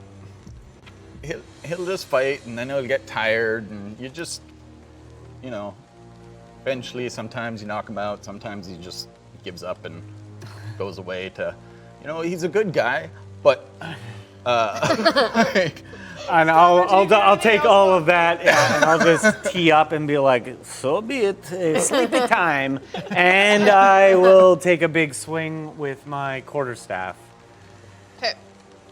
which I am proficient in, but not very strong. That's two-handed, which doesn't matter, because it is a 3. 6 with my proficiency. So you hit him, but it hits his back and it like nothing. Maybe your heart just wasn't quite in it because, you know, you're hearing Tibbles tell you all about this guy being, you know, actually kind of a good guy, and you're all this kind of going through your mind. So when you hit him and you just like watch this muscle. Not the head, maybe shoulder. Like Yeah. maybe And head next time. Instead, what happens is just like a crash of the water off of his muscles as he, you know. Oh, I did have advantage, if I may. Yeah. Ah. It's your own fairy fire. It'd be sad. Natural 20. Oh. Okay, so yeah, you finish through with what was starting as a tap and becomes a massive blow across the back. Bounces off his shoulder and clips him on the ear. Nothing worse than just a clip. Like, ooh. Chermiosian technique where you hit and then flex. That is a 5 damage. Half 10 for critical. crit. Are we doubling the die? double damage, yeah. But he takes half. Just die or full damage for criticals? Full damage. Whoa. We're just gonna make the math easy. And then half yeah, of it okay, because well, he's raging. regardless, it is still 10, so reduced to 5. He's still fine. Half it. Yeah. It's like a dance move. It's a bit like playing again with all of our friends, and this is amazing. Okay. He turns to you as the staff hits him. Muscles still ripple, rain still flies off of his back, and he turns to you and he speaks language back to you in your own language from Chermios, telling you, "Back off, little man. What was that? Sorry. Back off, little man." Well, I mean, it just hitting you is pretty close to you. So steamy. Yeah, so I guess I will use my movement just for the game's board's sake to be right up against in his face. And then can I move, use the rest of my movement to kind of move around as close to big man over here as I can get? Around? Yeah, right. Yeah, well, I don't want to leave his range. I just want to like get as close to Emmy as I can. Okay. Emmy. Oh, sorry, did I do that? No, that's fine. It's happening. Yeah, and then that's it. I use my bonus action to talk to Tibbies. Okay, so you move backwards. Let's Yeah. take a step back and closer into the radius of your large, made of rock friend. It was only over his very glistening bicep shoulder that he speaks to you in the language from Chermios, but he still looks back towards Tibbles and races towards you. He drops his great axe. Oh. And he comes at you with his fists. And in his rage, he makes a reckless attack against you.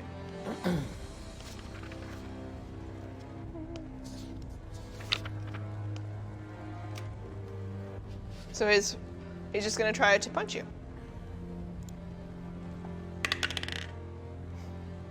It's a 23. Yep. Yep.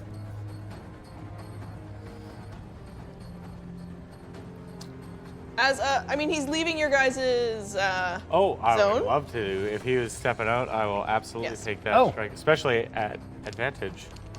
Oh yeah, right. Opportunity Let's attack. Terrify! Sorry, Pulled up my little buckler, but it didn't do anything. 21 to hit. Opportunity. I can only do a melee attack. Yeah. Yeah. Yeah. Unless you are a warcaster. Oh So boy. the attack of opportunity, Yeah. 21. 24. 24. They both hit. Cool. And I am using it's a magic staff. So does that count as a magic attack? It's still bludgeoning damage though. Okay. Yeah. 7 total. Okay. Poops. Only 5. Great. He's looking rough. You know, you guys are wearing him down. But he still comes at you. And he swings. The first time is a 23. Second time is a 15. And the frenzy is only a 9. Only the one. Okay. So, with his fist connecting across, and he's have to kind of come in kind of low to 2.5 feet to bend down from his almost 6 feet height to clock you across your little fuzzy face in the rain. Who punches a mouse? And you take 3 damage. Clearly an angry man.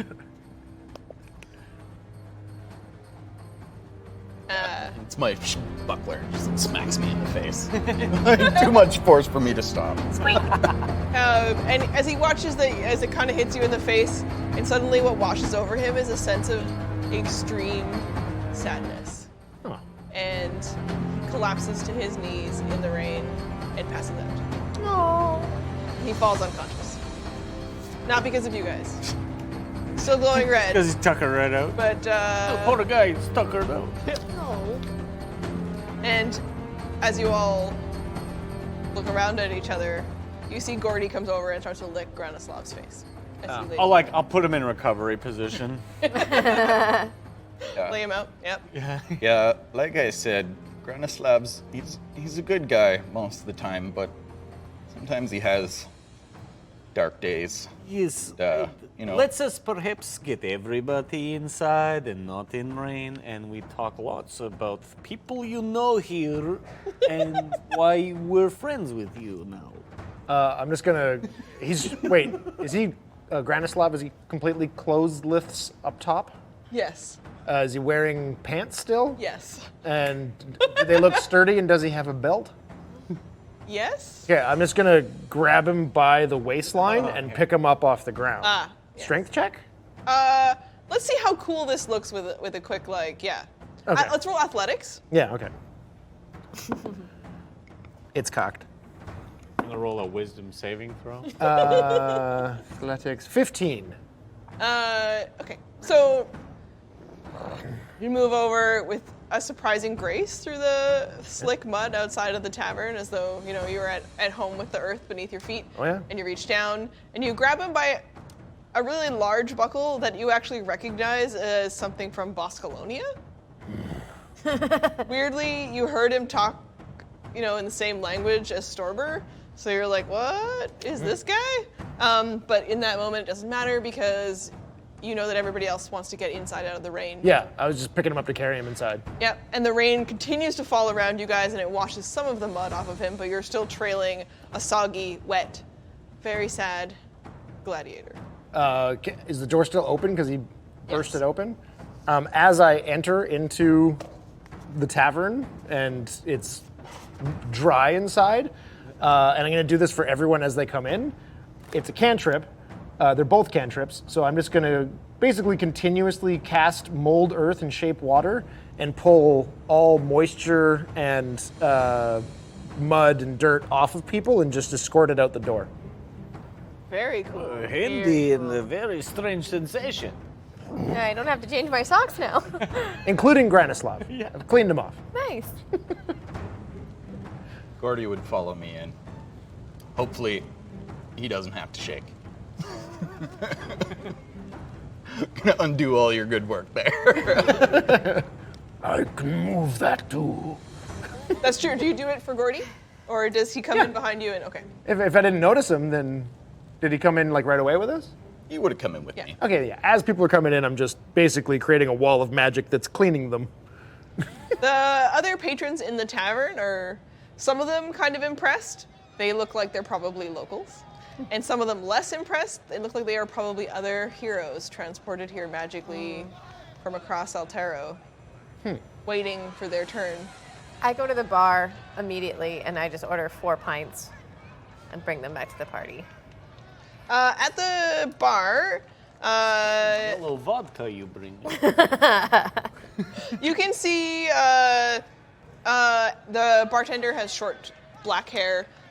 Yeah, unclear, male, female, and they're slim, and they have one eye. It has cat's eye makeup, but an actual cat is painted on their eye. Cool. And you notice around the entire tavern are a ton of black cats, sleeping on tables, sleeping under tables, sleeping on shelves. They look like, they sort of run the place. And then you notice the sign on top of the door, which says the Grimalkin, and it has another black cat on the logo. It's a part of the Grimm's marketing. Great marketing. I love it. And inside, and the bartender, there isn't a ton of selection that you can see on the shelves, but there is an elaborate shelf to one side of the room that has alcohol on it, but it looks like a 20-something bottles all laid out very lovely. They look like they're probably empty. And instead, behind the bar is the selection of what they actually have available through the Summer of Sorrow, which is much less.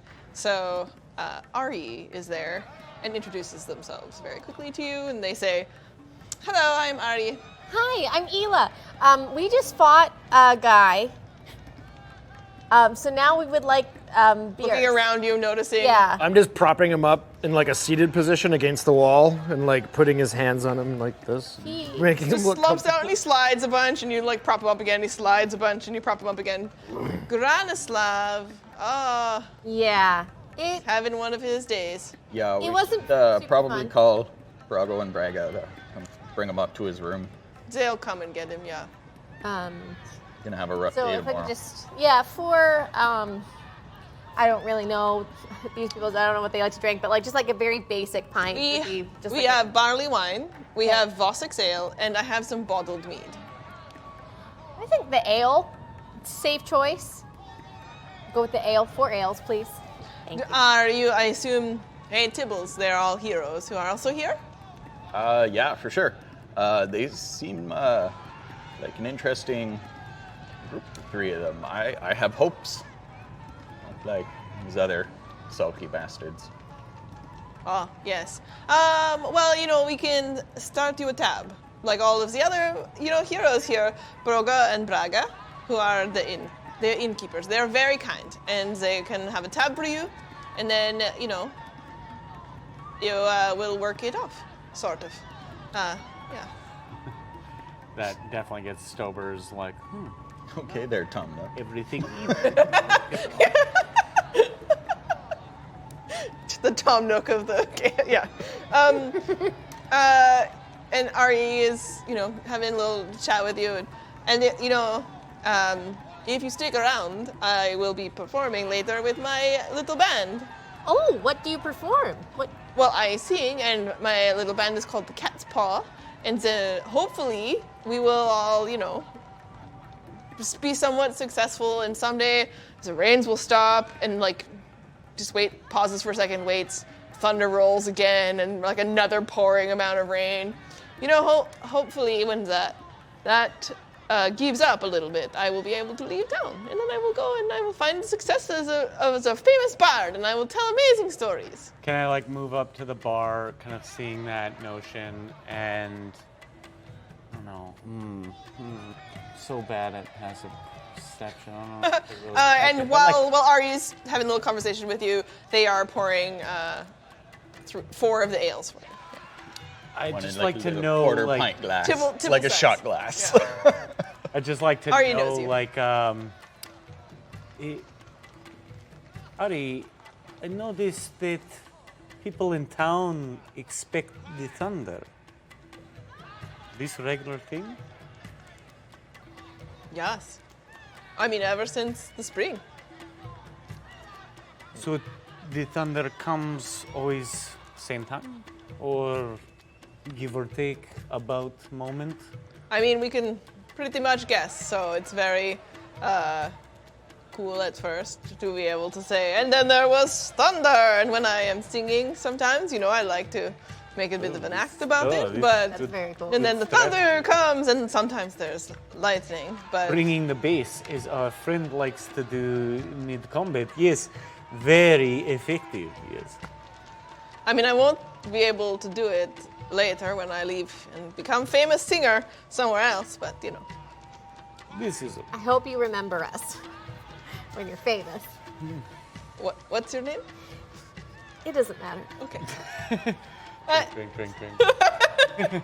Where is there a space where I could sit, probably on the floor, and there's a cat? Easy. Yeah? Okay, I'm gonna go sit by a cat and just try to pet a cat. Okay, roll an animal handling check. All right. Where is everybody else going to be while Emissary is attempting to make friends with one of the many cats? I will sit next to Biggie and share that pint while kind of rewrapping my staff, kind of nervous about that melee attack I did with it, but not willing to unwrap it. Very obviously for anybody paying attention, but yeah, I'll just sit at the bar with Biggie. 14 for animal handling. Amazing. So the cats are very used to the people in the tavern, and it kind of comes over to you and nuzzles you a little bit, and immediately is curled up in your lap. Oh, sweet. I'm not moving. I have a question. Is there any bad blood? What with you being a mouse and the cats? Oh, no. We, we settled our scores long ago. Really, I have several very good cat friends. Jagmea friends, like big tall cats. But, much the same principle. Tibbles knows and points out to you across the room. There's sort of the biggest, fattest, meanest with a big slash across his face, and you know that's Brogo's favorite cat, and his name is Fish Breath, and he's very mean and he doesn't like anybody. Yeah, you might want to avoid fish breath over there, but the rest of the cats. And are pretty good. on the floor, you know, Gordy's taking a little like snooze, and there's a bunch of kittens already curling up with him. Oh, this is the best bar. Yeah. I love this. No wonder mean lady said go to Grim. Great place. Great place. Hard to be mad here. Yes. Yeah. And Take my little shot glass of ale over to one of the tables with people, and I get up on one of the chairs, but like I don't sit down. I just like stand on it so that my head is normal height above the table. and as you guys are all kind of seated around, you can sit on the floor and be as tall as you need to, and you're on a chair to be as tall as you need to, and you can take seats, and everybody I'll be is really tall. Sorry, bud. and enjoying your Vossix ale. Tibbles can point out to you, Brogo and Braga are at the back, near that shelf of all of the very beautiful bottles that are empty in this dire time for Vailmos.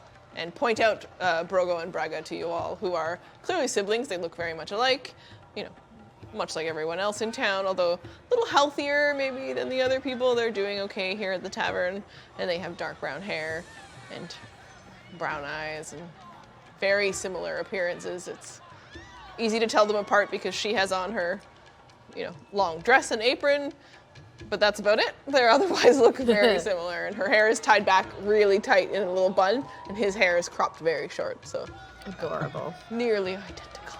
Brogo and Braga. All right, my friend Tibbles. Shall we do?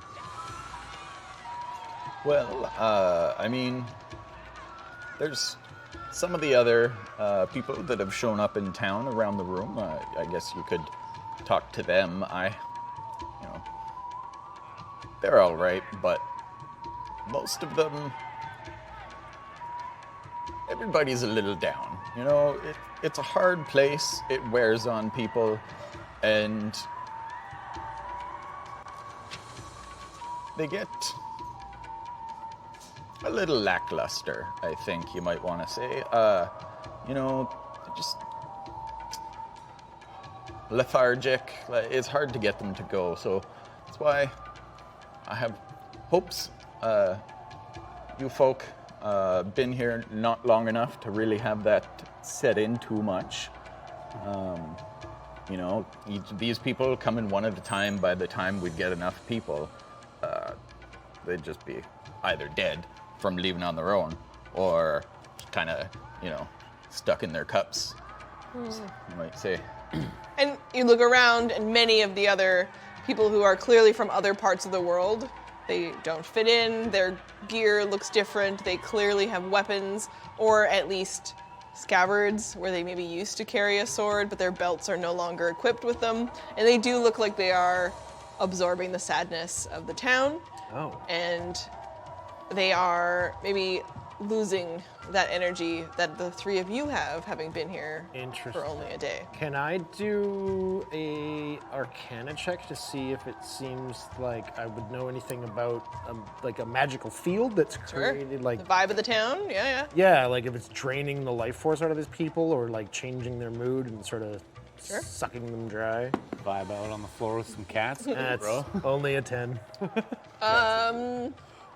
Yeah, I mean, you hear the rain outside, and you know that it's weird to you a little bit that humans are impacted by this consistent, terrible weather. Yeah. Because Just water. It's just water. It's nature. But you're feeling that energy from them, and they seem to be falling into the pattern that Tibbles was describing, where they arrive, they're maybe hopeful, they keep dying, or they just keep drinking in the tavern.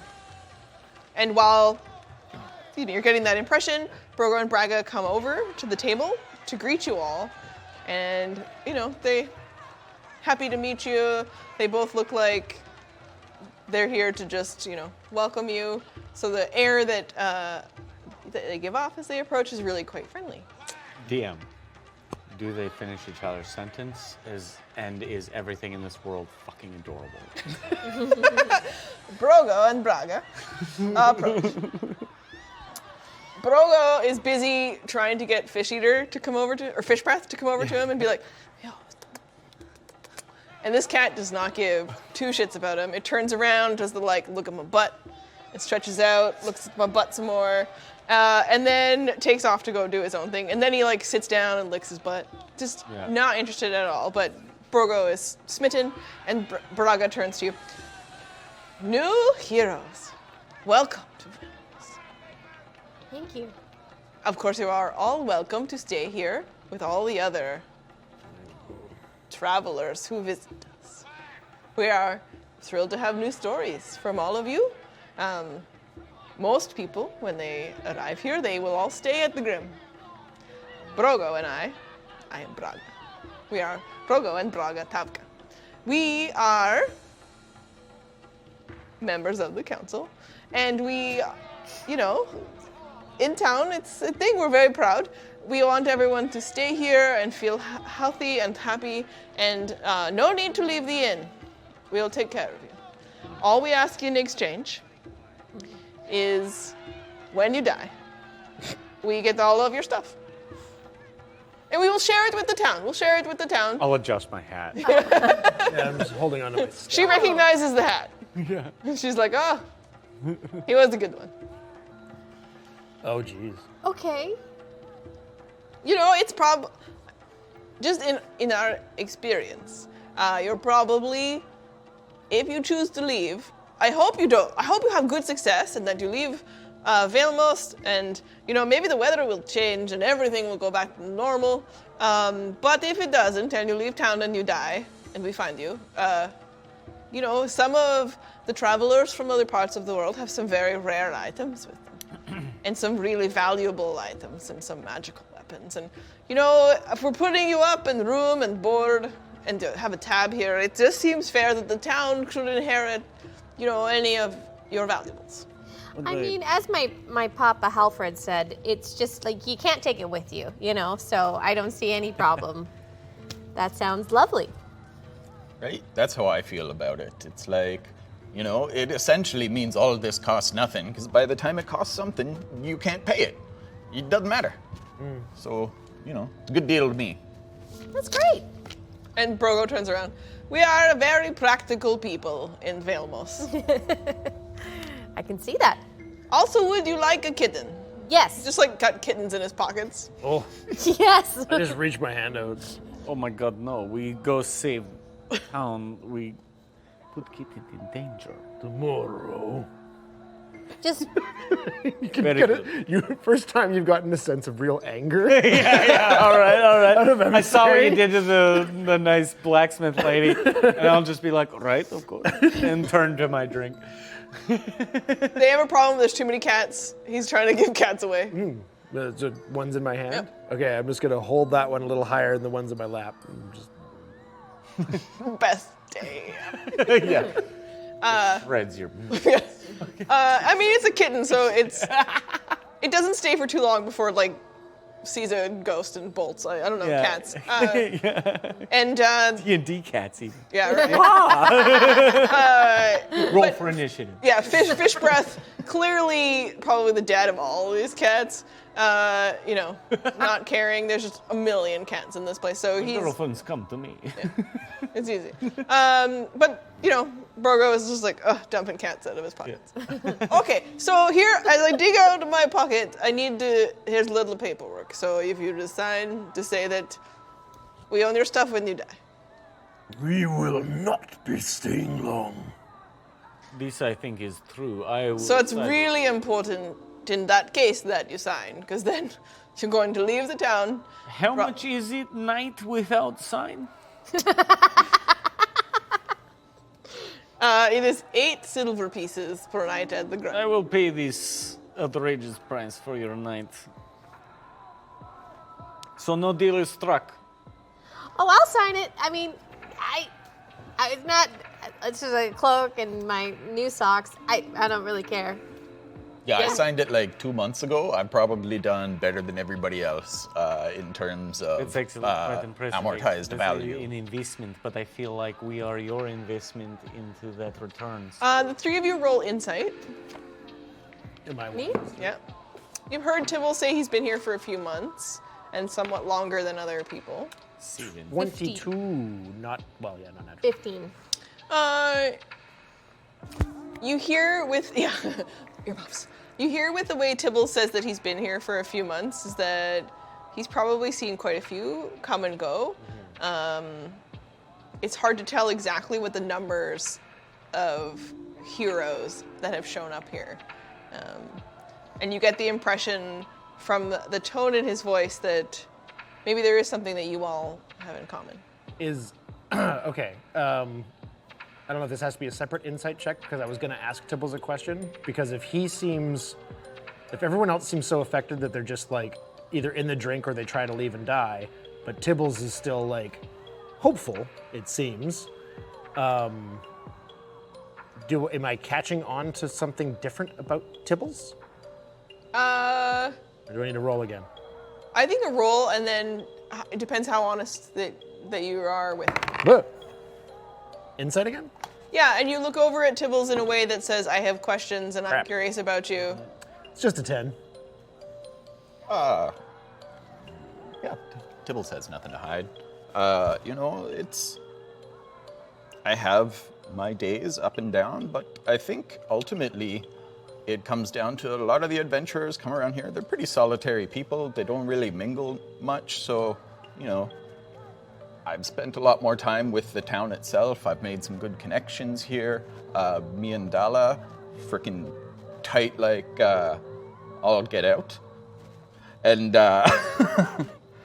yeah, so I think that just, those community connections, right? Like it's good for the soul. But you want to live here? Oh yeah. Yeah, I would like to get back to my life on the road for sure. I must leave. Let us discuss this plan. Brogo and Braga are obviously not interested in hearing about your plan. They are interested in your signature, and they're trying to also pass the paper to you. I don't understand signatures. I've never had to sign anything. So I'm just. We shall start you a tab. So a tab for you, and a tab for... Yeah, I will pay my way as I see fit. My things will never be signed over to another. You get the... I mean, you'll be dead. It's probably Will I not be gonna- dead? Tibbles, what is planned? Well, Are I'm you not- in cahoots with these people to take our I stuff didn't say and you're play- gonna die. I said by the time they get your stuff, you'll be dead and not really in a position to stop them. Right, of So you course. might This- as well just sign. This seems true, however, this is not my way. I will pay your tip and gladly ask for some food for my friends. I promised my good friend Tibbles here dinner, so I will provide some. And you can choose from our menu tonight. We have turtle rice with wild mushrooms. We have spicy watercress soup with kebroka. We have some kissed and fried frog legs. Tibbles knows that means they are heckin' spicy. If you are interested, I would. you can place an order with Arya. I'd steer clear of the frog legs unless you like quite spicy food. Yes, my flavor is very spicy, very limited to a small thing that is very roll safe, nature? very spicy. Yeah. You don't need to roll nature because you've had a Zaraxis pepper before. Roll a nature check. And if you guys Jeez are Louise. curious about what they're talking about, roll nature. 16. 16, okay. I'm curious. Listening in. 11. Okay, and you're from Chermios, which is slightly to the north. You know that the area is famous for, they call it Zarek's Kiss, and very spicy Zaraxis pepper. And they're really tiny, and they're like bright green, and they are deadly. And they will totally put them in with frog legs for you if you want, and fry them up. This is what I want. Okay, so Everybody order as they see fit. frog legs for the distrusting man. I'll take the rice option, please. Have you had turtle before? No, but that, I mean, They're swampy. Okay. Sure. Turtle can be pretty good meat. Kind of depends on the part of the swamp where it came from, you know? Okay. I don't know that I need to eat. That's fair. Okay, does he want to order anything? I try the plate. This was once said.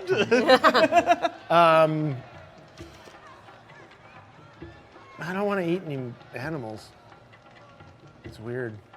No, I'm good. Okay. We'll place the order. Arya will bring it around. Thank you very much. I turn. And if you stay for a little bit, Arya will be on stage with the Cat's Paw and a popular band. We have heard great tell of the Kate's Paw. I would like And- to turn to Tibbles. Quickly, while they walk away, you can see Brogo kind of shoo the kittens away, and Braga kick them like she's like, God, bad, bah. Yeah. Look at her face. And they walk back. Immediately, she is putting paperwork away of anybody who signed and doing business stuff. And Brogo looks much more like he's, trying to get the eye of the town and, the people who are there and getting an Yeah. air of what's happening for tonight. I'll It's turn- later after. You guys are into the afternoon now, and food will come out to everyone's tables as people eat. Kind of push my plate away and look over to kind of everybody and back to Tibbles. My friend Tibbles, that was really spicy. Not kidding. Roll Constitution. Yeah. Not bad. Constitution saving throw? Yep. Or just straight? That is 18 saving throw. Oh, okay. So, your eyes water, and your nose waters, and everything about your inside says, whoa! But you like it. Yeah. Yeah. This time good, just like my man Gradislav. Tibbles, please tell me and friends at the table, I am curious to what we were all doing before we end up in this town. Yes, what is the plan? Especially with you having been here for so long, to reflect on that. Me, myself, I was fleeing in the jungle. A terror chasing me, and I must escape. It seemed dire, and my rations run low, and I'm at wit's end. And all of a sudden, here in rain and mud, very similar to the jungle. If you've ever been there, there's nothing but trouble. And here I am, all of a sudden. I wish to know my friend who's helped us. What has brought you here? Well, like I said, I don't know who brought us here. Before I came here, me and Gordy were traveling around Ancora and Chorathes. But, we were on our way to the capital there and suddenly woke up here. Not much more than that. We were sort of, between adventures. Just sort of traveled around Ancora and Chorathes and just, the ring nations in general.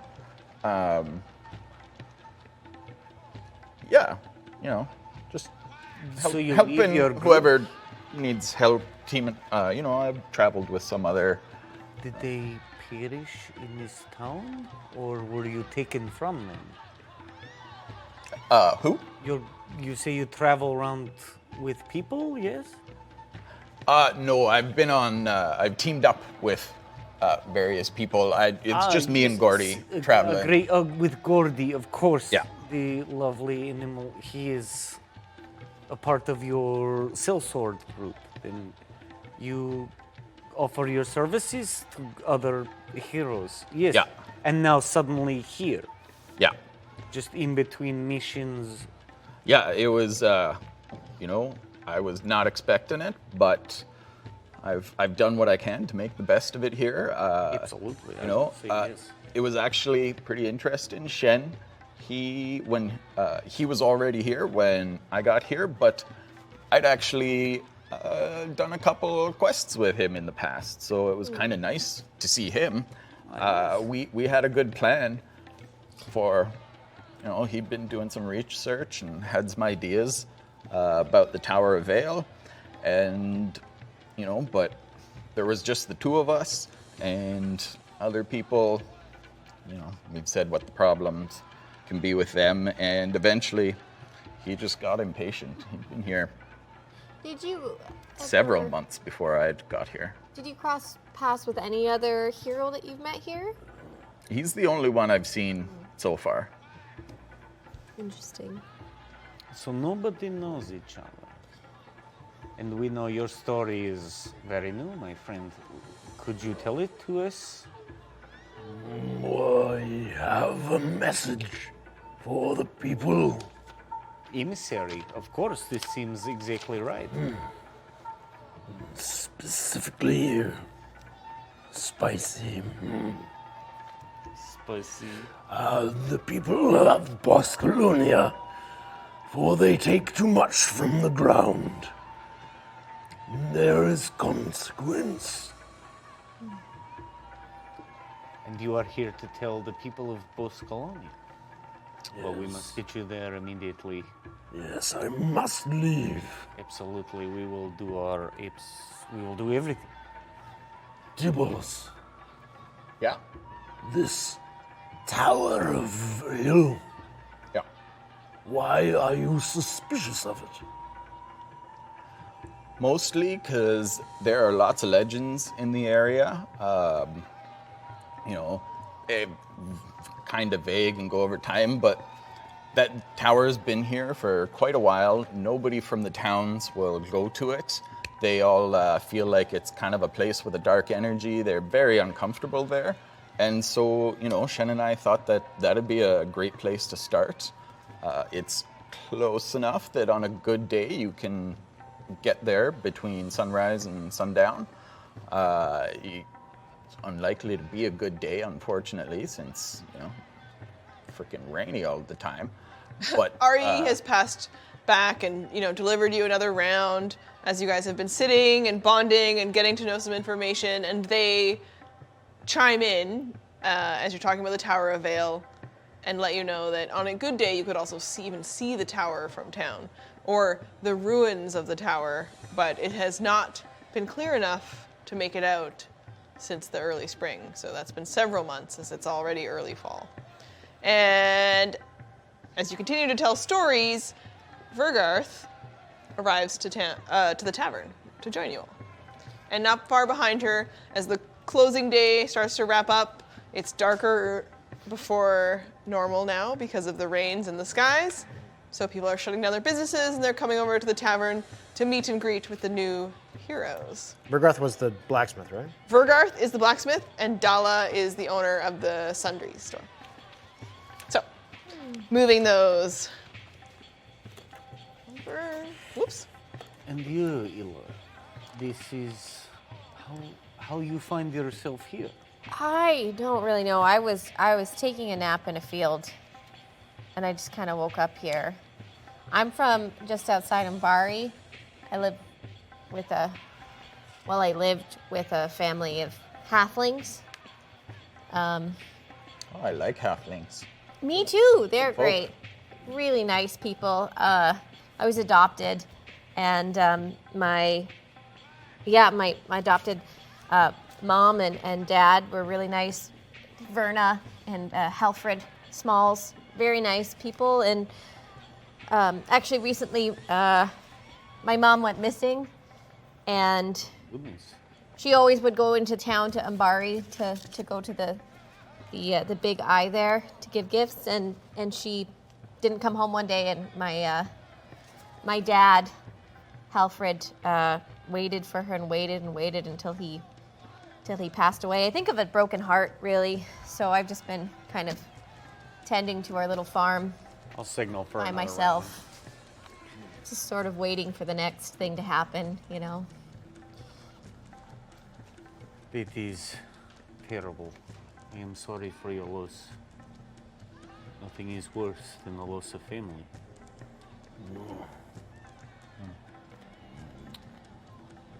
So it seems we all have something we need or something we lost. Yeah, when you talk about having someone you've lost family, I don't know if anyone's paying attention, but like a little bit of tears kind of well up in. Your huge, super cute eyes. Yeah. Yeah, we saw. And Gordy gets close to you and sort of nuzzles your leg as he notices that, you're not maybe feeling at your best. Never lose Gordon. Oh my god, I know. And as Vergarth approaches, you're looking at, have you still have the kitten in your hands? Or No, I'm looking at the talk of loss. The mittens? I started looking at the mittens. Yeah. Great mittens.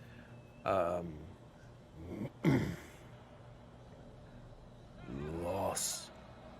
I have only experienced once.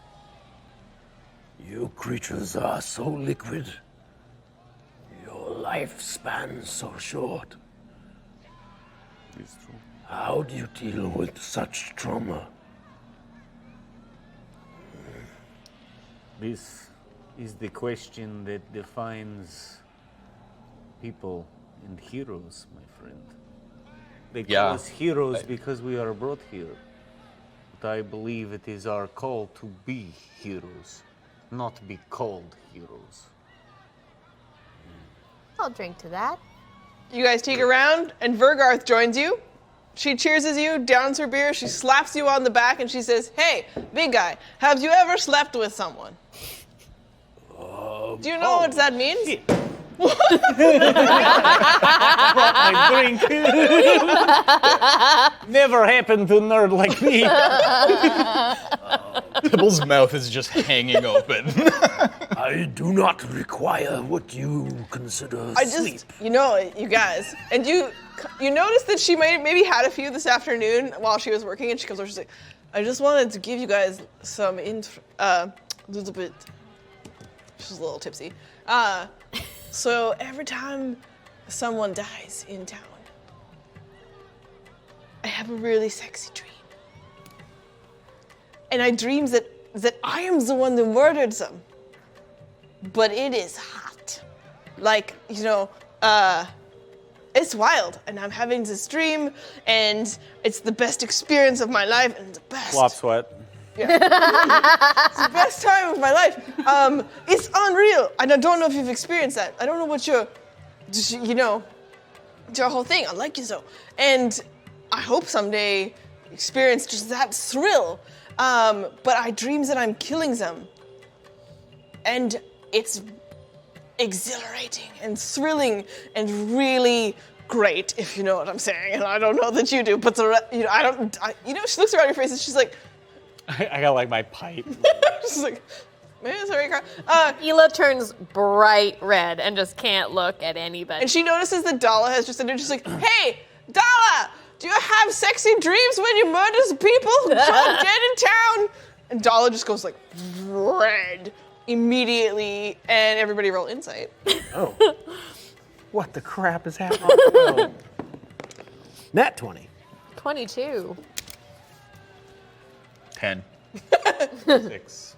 You look away because you're embarrassed at the thought of Dala having those kinds of thoughts. And you guys are, oh yeah, she does too. So they're all having dreams when someone dies, that they are the murderer. I already know this, though, don't I? Yeah, but you don't stare at Dala to make her feel uncomfortable because Vergarth has pointed her out. So Everyone polite. here? Yeah, Has a when, sexy when dream? nobody's looking Is it at all me, sexy? they all turn, but I'm just like, I like this stuff.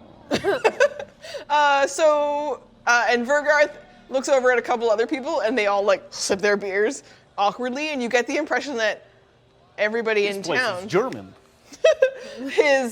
is experiencing exactly what Vergarth is very loudly and drunkly telling you that.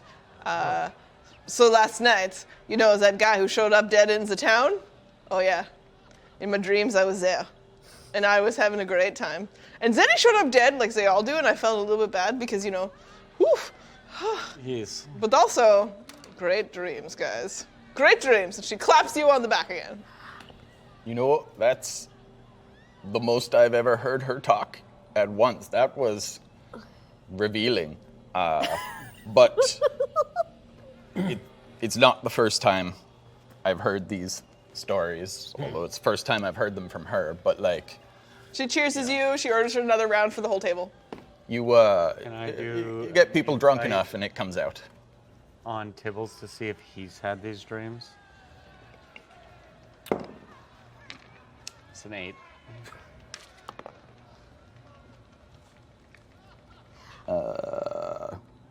It's a 21.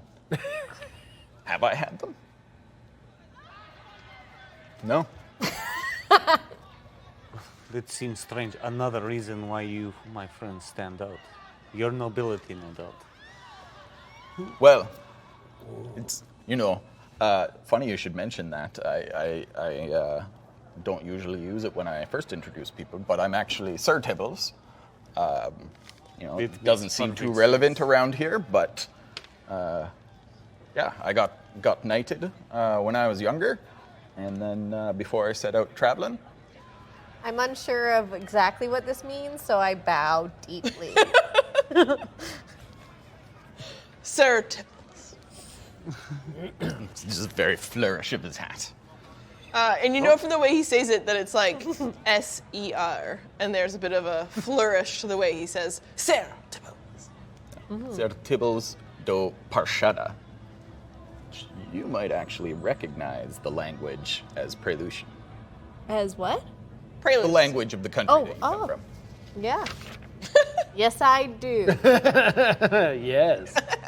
Of course. Yep.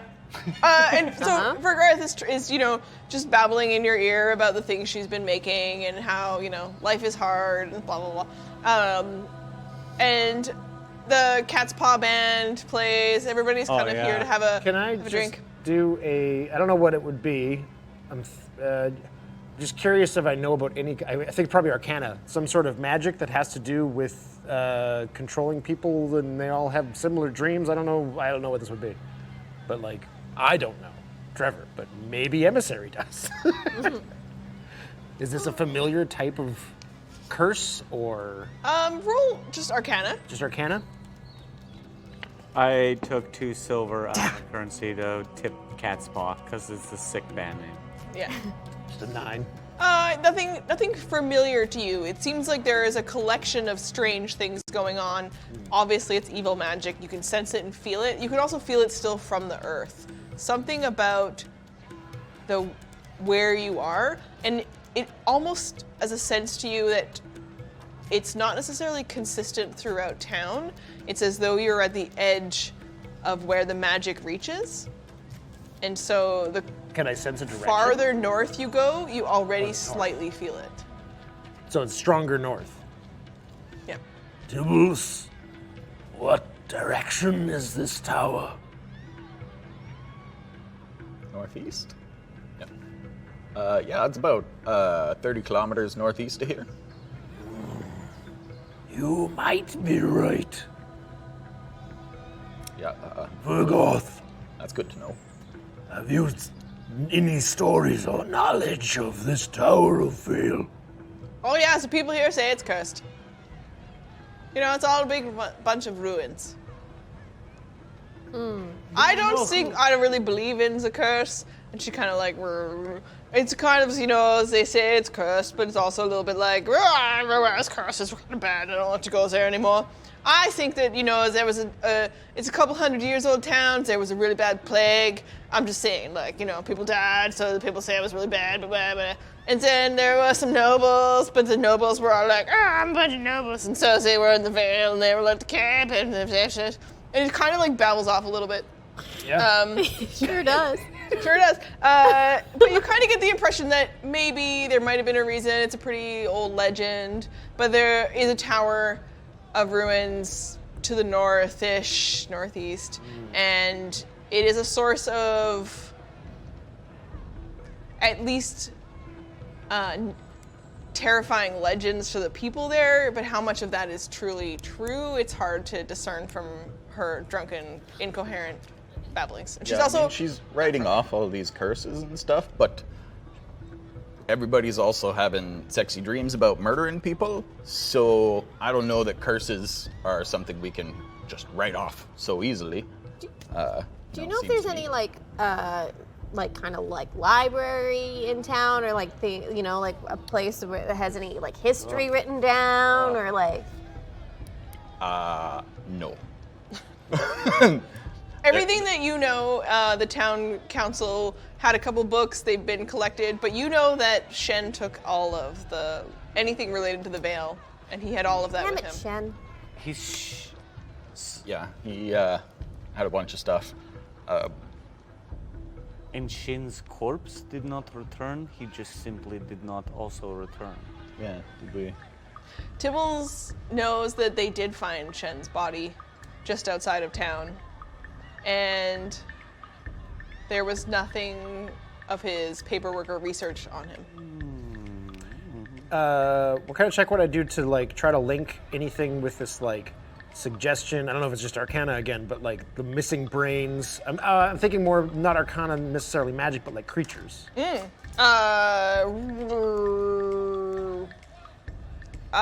roll if you're thinking about nature for creatures versus if Arcana if you're thinking about magic people.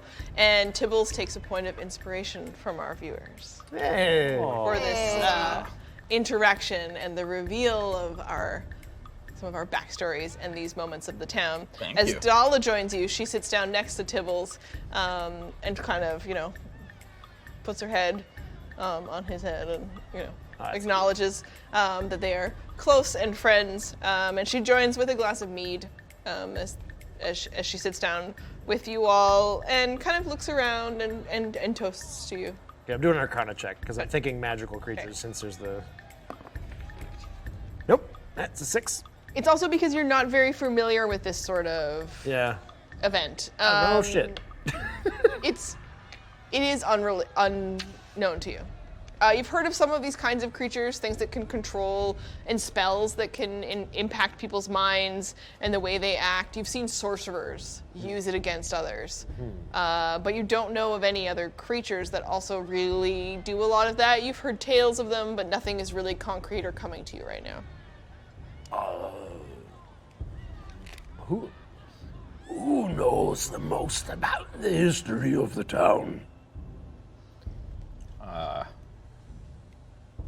Dala overhears, and, she looks to Tibbles and says, that Shen was very much interested in the research of the town.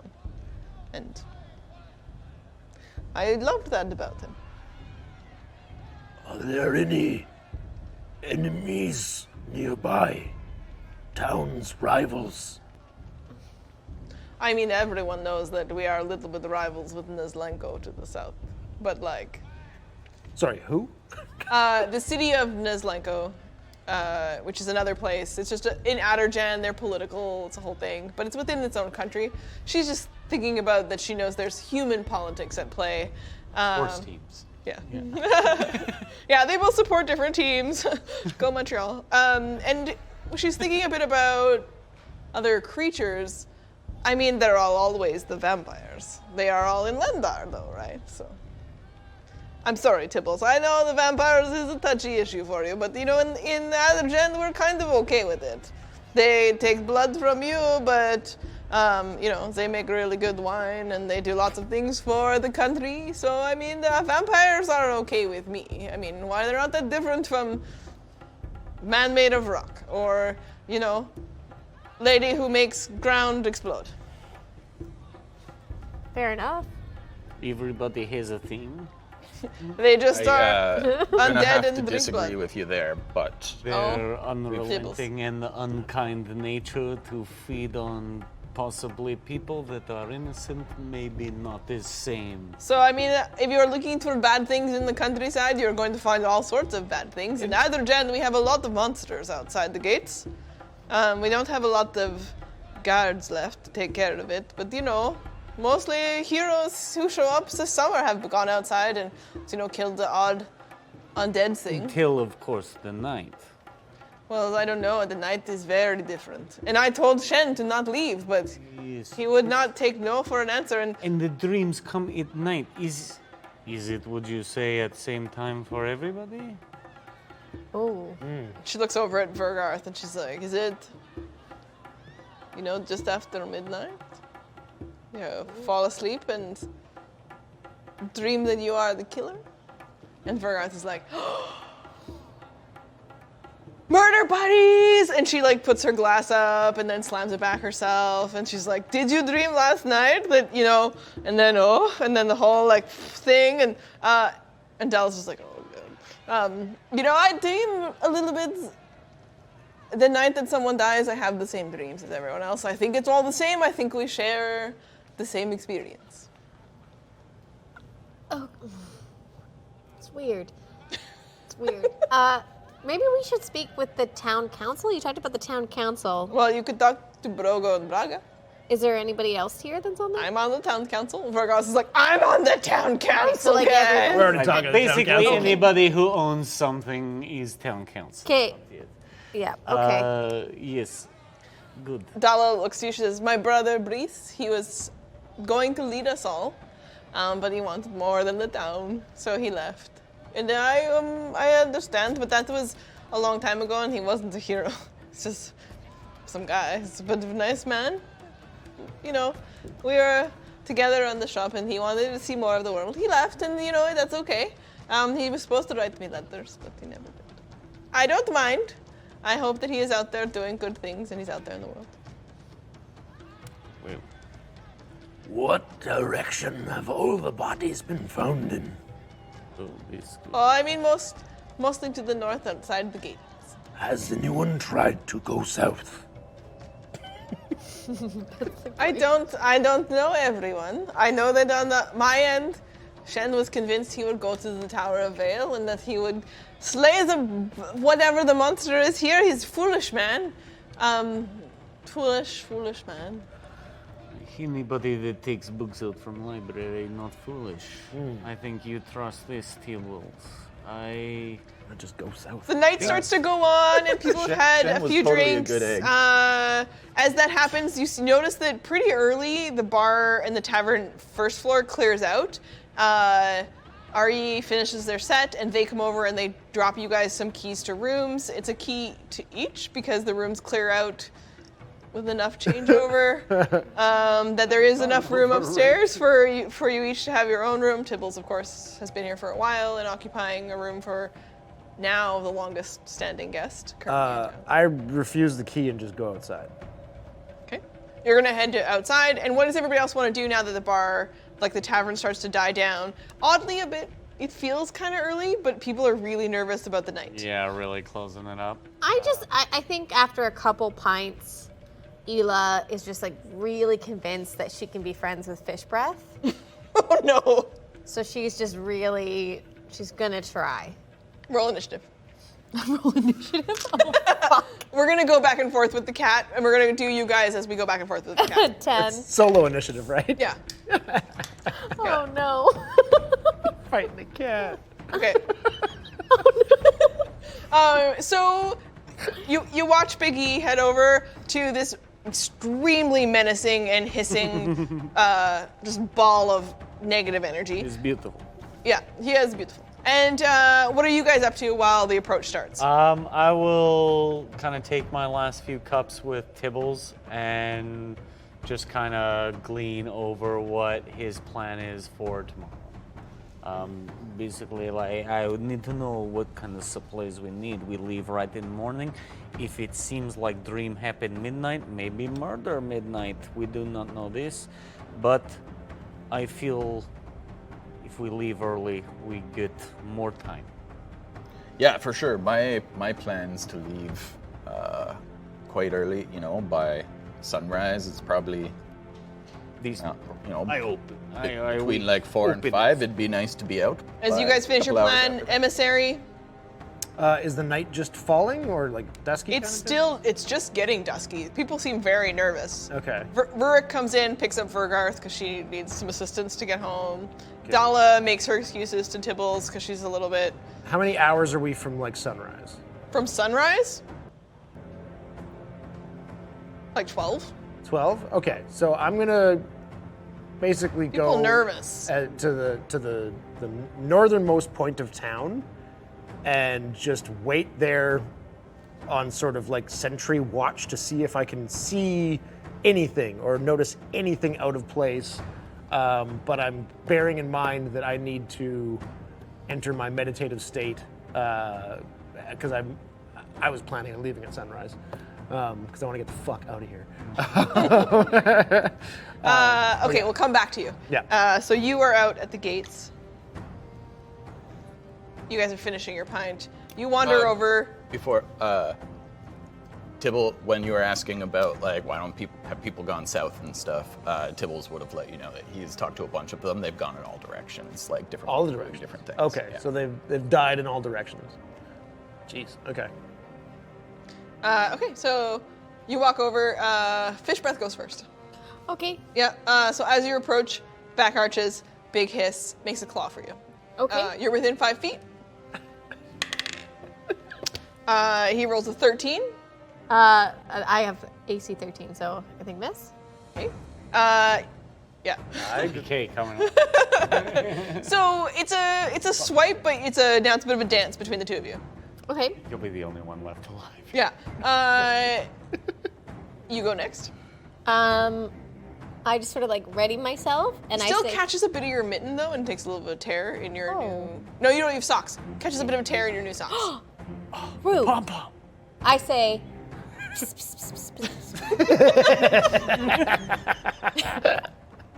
He will make a charisma saving throw. Fails. Yes. Okay, so he is really like, huh? And you can see him kind of like his eyes go big, like dinner plate big. And he's got, the pom pom that pulled off of your sock in one claw. And he just kind of like, he backs up a little bit, but he's really like, go on. And then at the gate, you are noticing that somehow, having snuck out of his room, less drunk, but still kind of stumbling, Granislav. And sorry, is he heading out of town? Is he behind me and then heading past me, kind of thing? Or Roll a just general perception check for me. sure. This is my perception. 12. My passive perception, though, is also 12. Yeah. He's not trying to be stealthy. So as he gets closer, you actually feel the vibrations in the ground as he walks. Yeah. And you recognize it as him because that is just the sense of the world that you can kind of tell the footprints of individuals through the earth. And as you feel what is approaching, they're steadier than they were before. He's not in the state that he was, but they are slow and plodding and determined, these steps. Okay, I'm just going to reach a hand out without looking at him, because I can tell which side he's on. Yeah? Yes, Okay. to your left. Granislav, do not do this. If you are willing to throw your life away, throw it away with us at sunrise. And he kind of looks over at you. This is about freedom. This is about choice. I think you understand. He goes. He leaves through the gates, leaving the north of town at sunset. Back in the tavern. You guys are finishing your last beer. Tibbles, both of you could roll a perception in the tavern as you notice that everyone else is kind of cleared out.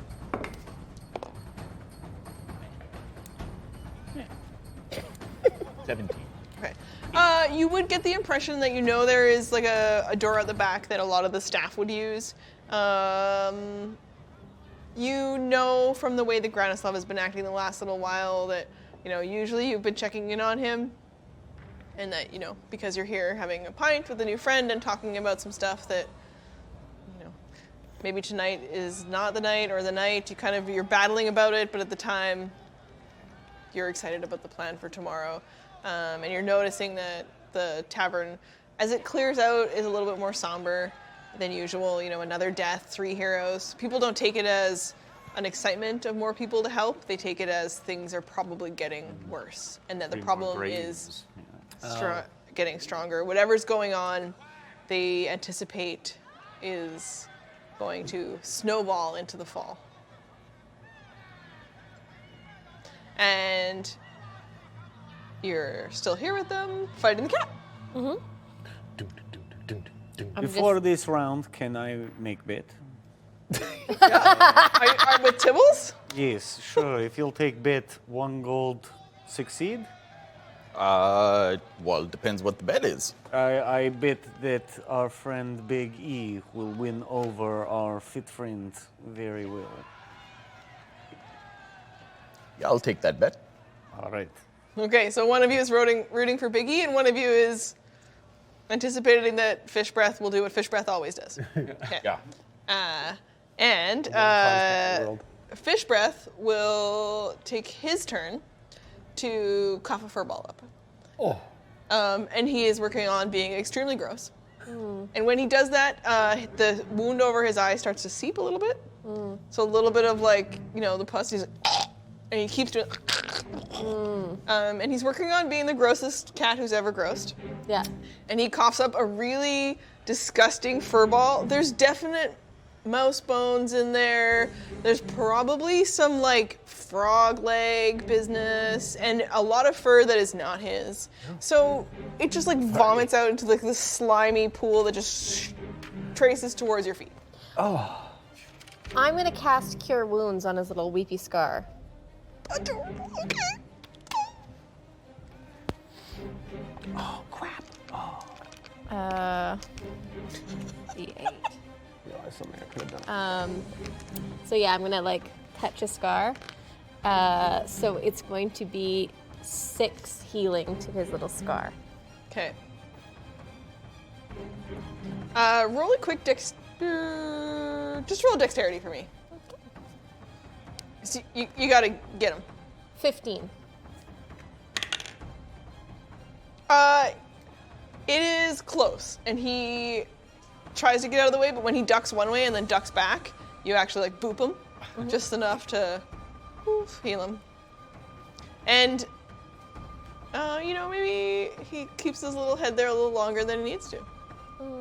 Okay, you're at the gates and you watch Granislav leave. The sun has set completely now, but the rain is still pouring, and in the darkness, there are no stars over the night, which is very strange for you because you're used to being in the upper mountain area where the cool breeze would blow across you in the mountain range, and you'd see the twinkling stars, and that's the way that you know where home is. So you feel very displaced and lost. And the earth is sad and broken. And you feel a sense of, they're calling it the summer of sorrow, and you can really feel that. And as you stand at the gates, it's almost as though the earth itself calls you to go forward and follow Granislav. Oh, geez. The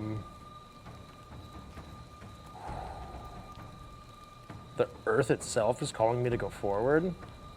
You get the sense that terrible things await outside these gates, but that whatever it is, it's not natural. And that the countryside and everything about it doesn't want this to be the case. It's not normal.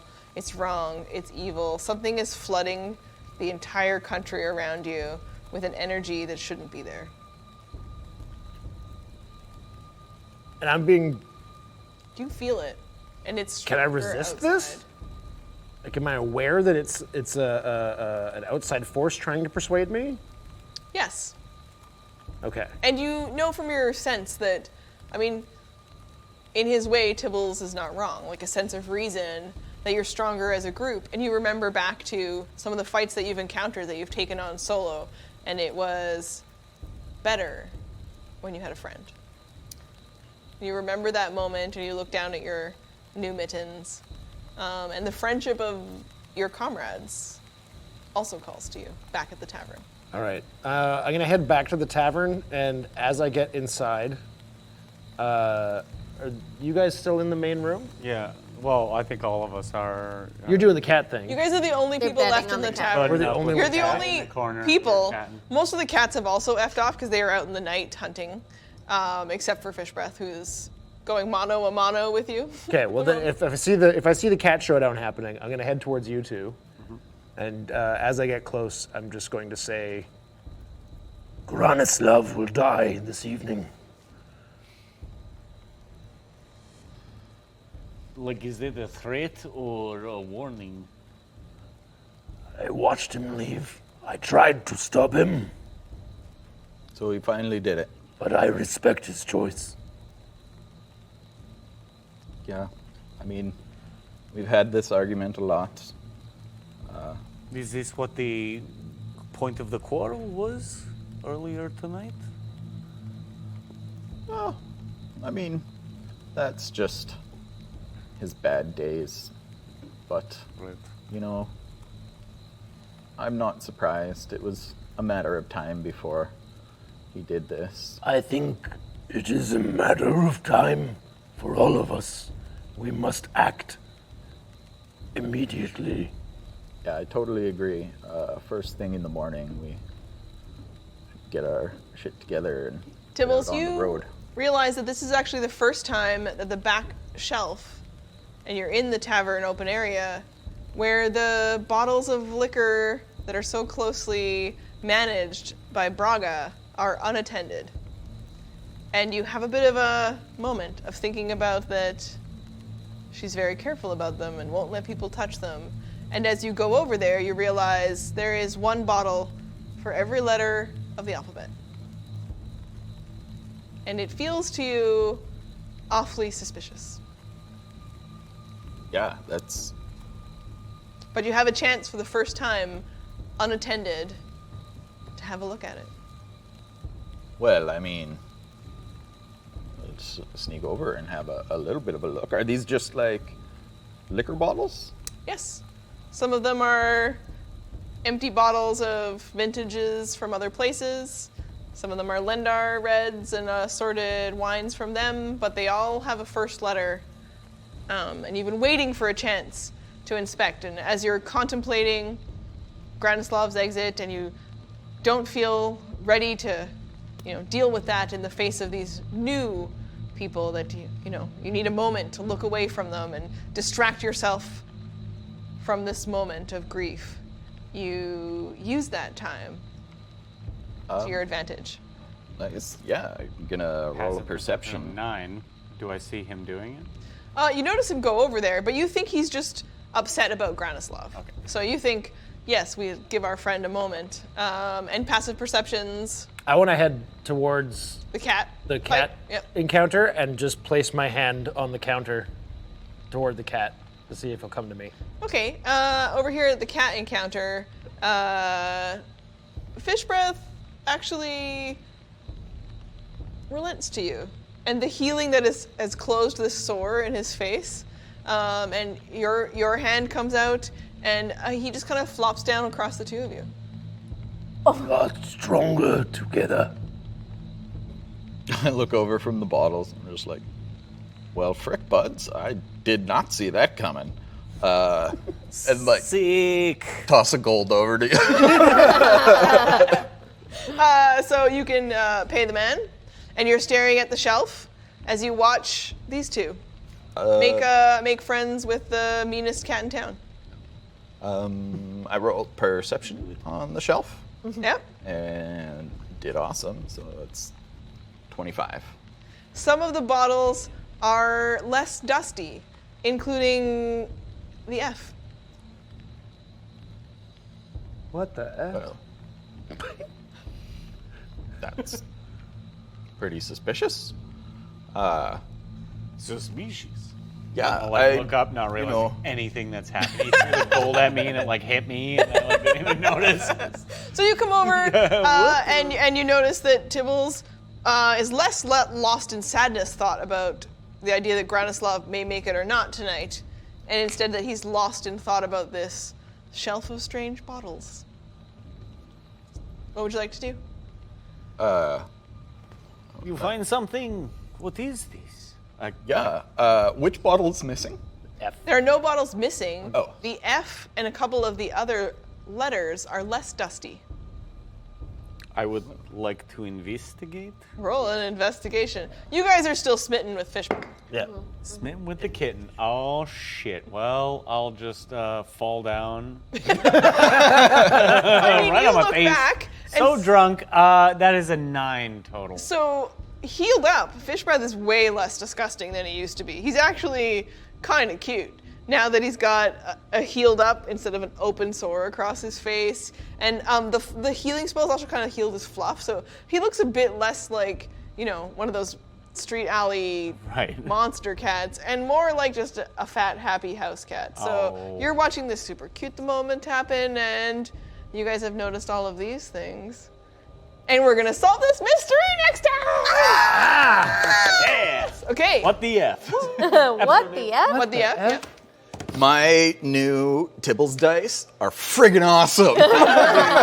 Killing it. Mine, some good, some bad. Next week is gonna be all ones or 2 weeks. Gonna be all ones for me. That's right. Okay, so everybody, thank you so much for joining us for this first adventure in our campaign of Altero, Shadows of Blood. We have discovered some secrets about the town of Vailmos, and you can join us next week for another episode of One Shot or Not on Filthy Questline, live on Twitch on Tuesdays, and then the day after we'll release to YouTube, so you can also watch us there. Less live, but still good. And next week we are doing a playthrough of Dune. It's a Dune one-shot, right? Yeah, oh my Dune goodness. RPG, brand new. Brand new. Author. Very exciting. We are all thrilled. People are doing very much research. I'm so excited to see those players make that happen. I also want to thank my players today for being such generous sports about joining me on this adventure. And all of the crew today and everybody here. Yeah. Such a wonderful job. It's our first day that, we've all had our vaccinations. We are doing pretty good in BC right now. Yeah. We're very thrilled. We're all masking up as our crew and mask up when we leave the set, but it is a joy to play with you all as we experience what it used to be like when we could all get together and play in our living rooms and have our friends over and play D&D. And I just want everyone out there, join us next week. Check us out on YouTube, Filthy Questline and A Filthy Lot, but also to remember to go out there and play your own unique stories, because you are all wonderful and fantastic. And when you roll the dice, you make magic happen. Join us again next week. Love you all. We'll see you soon. Bye!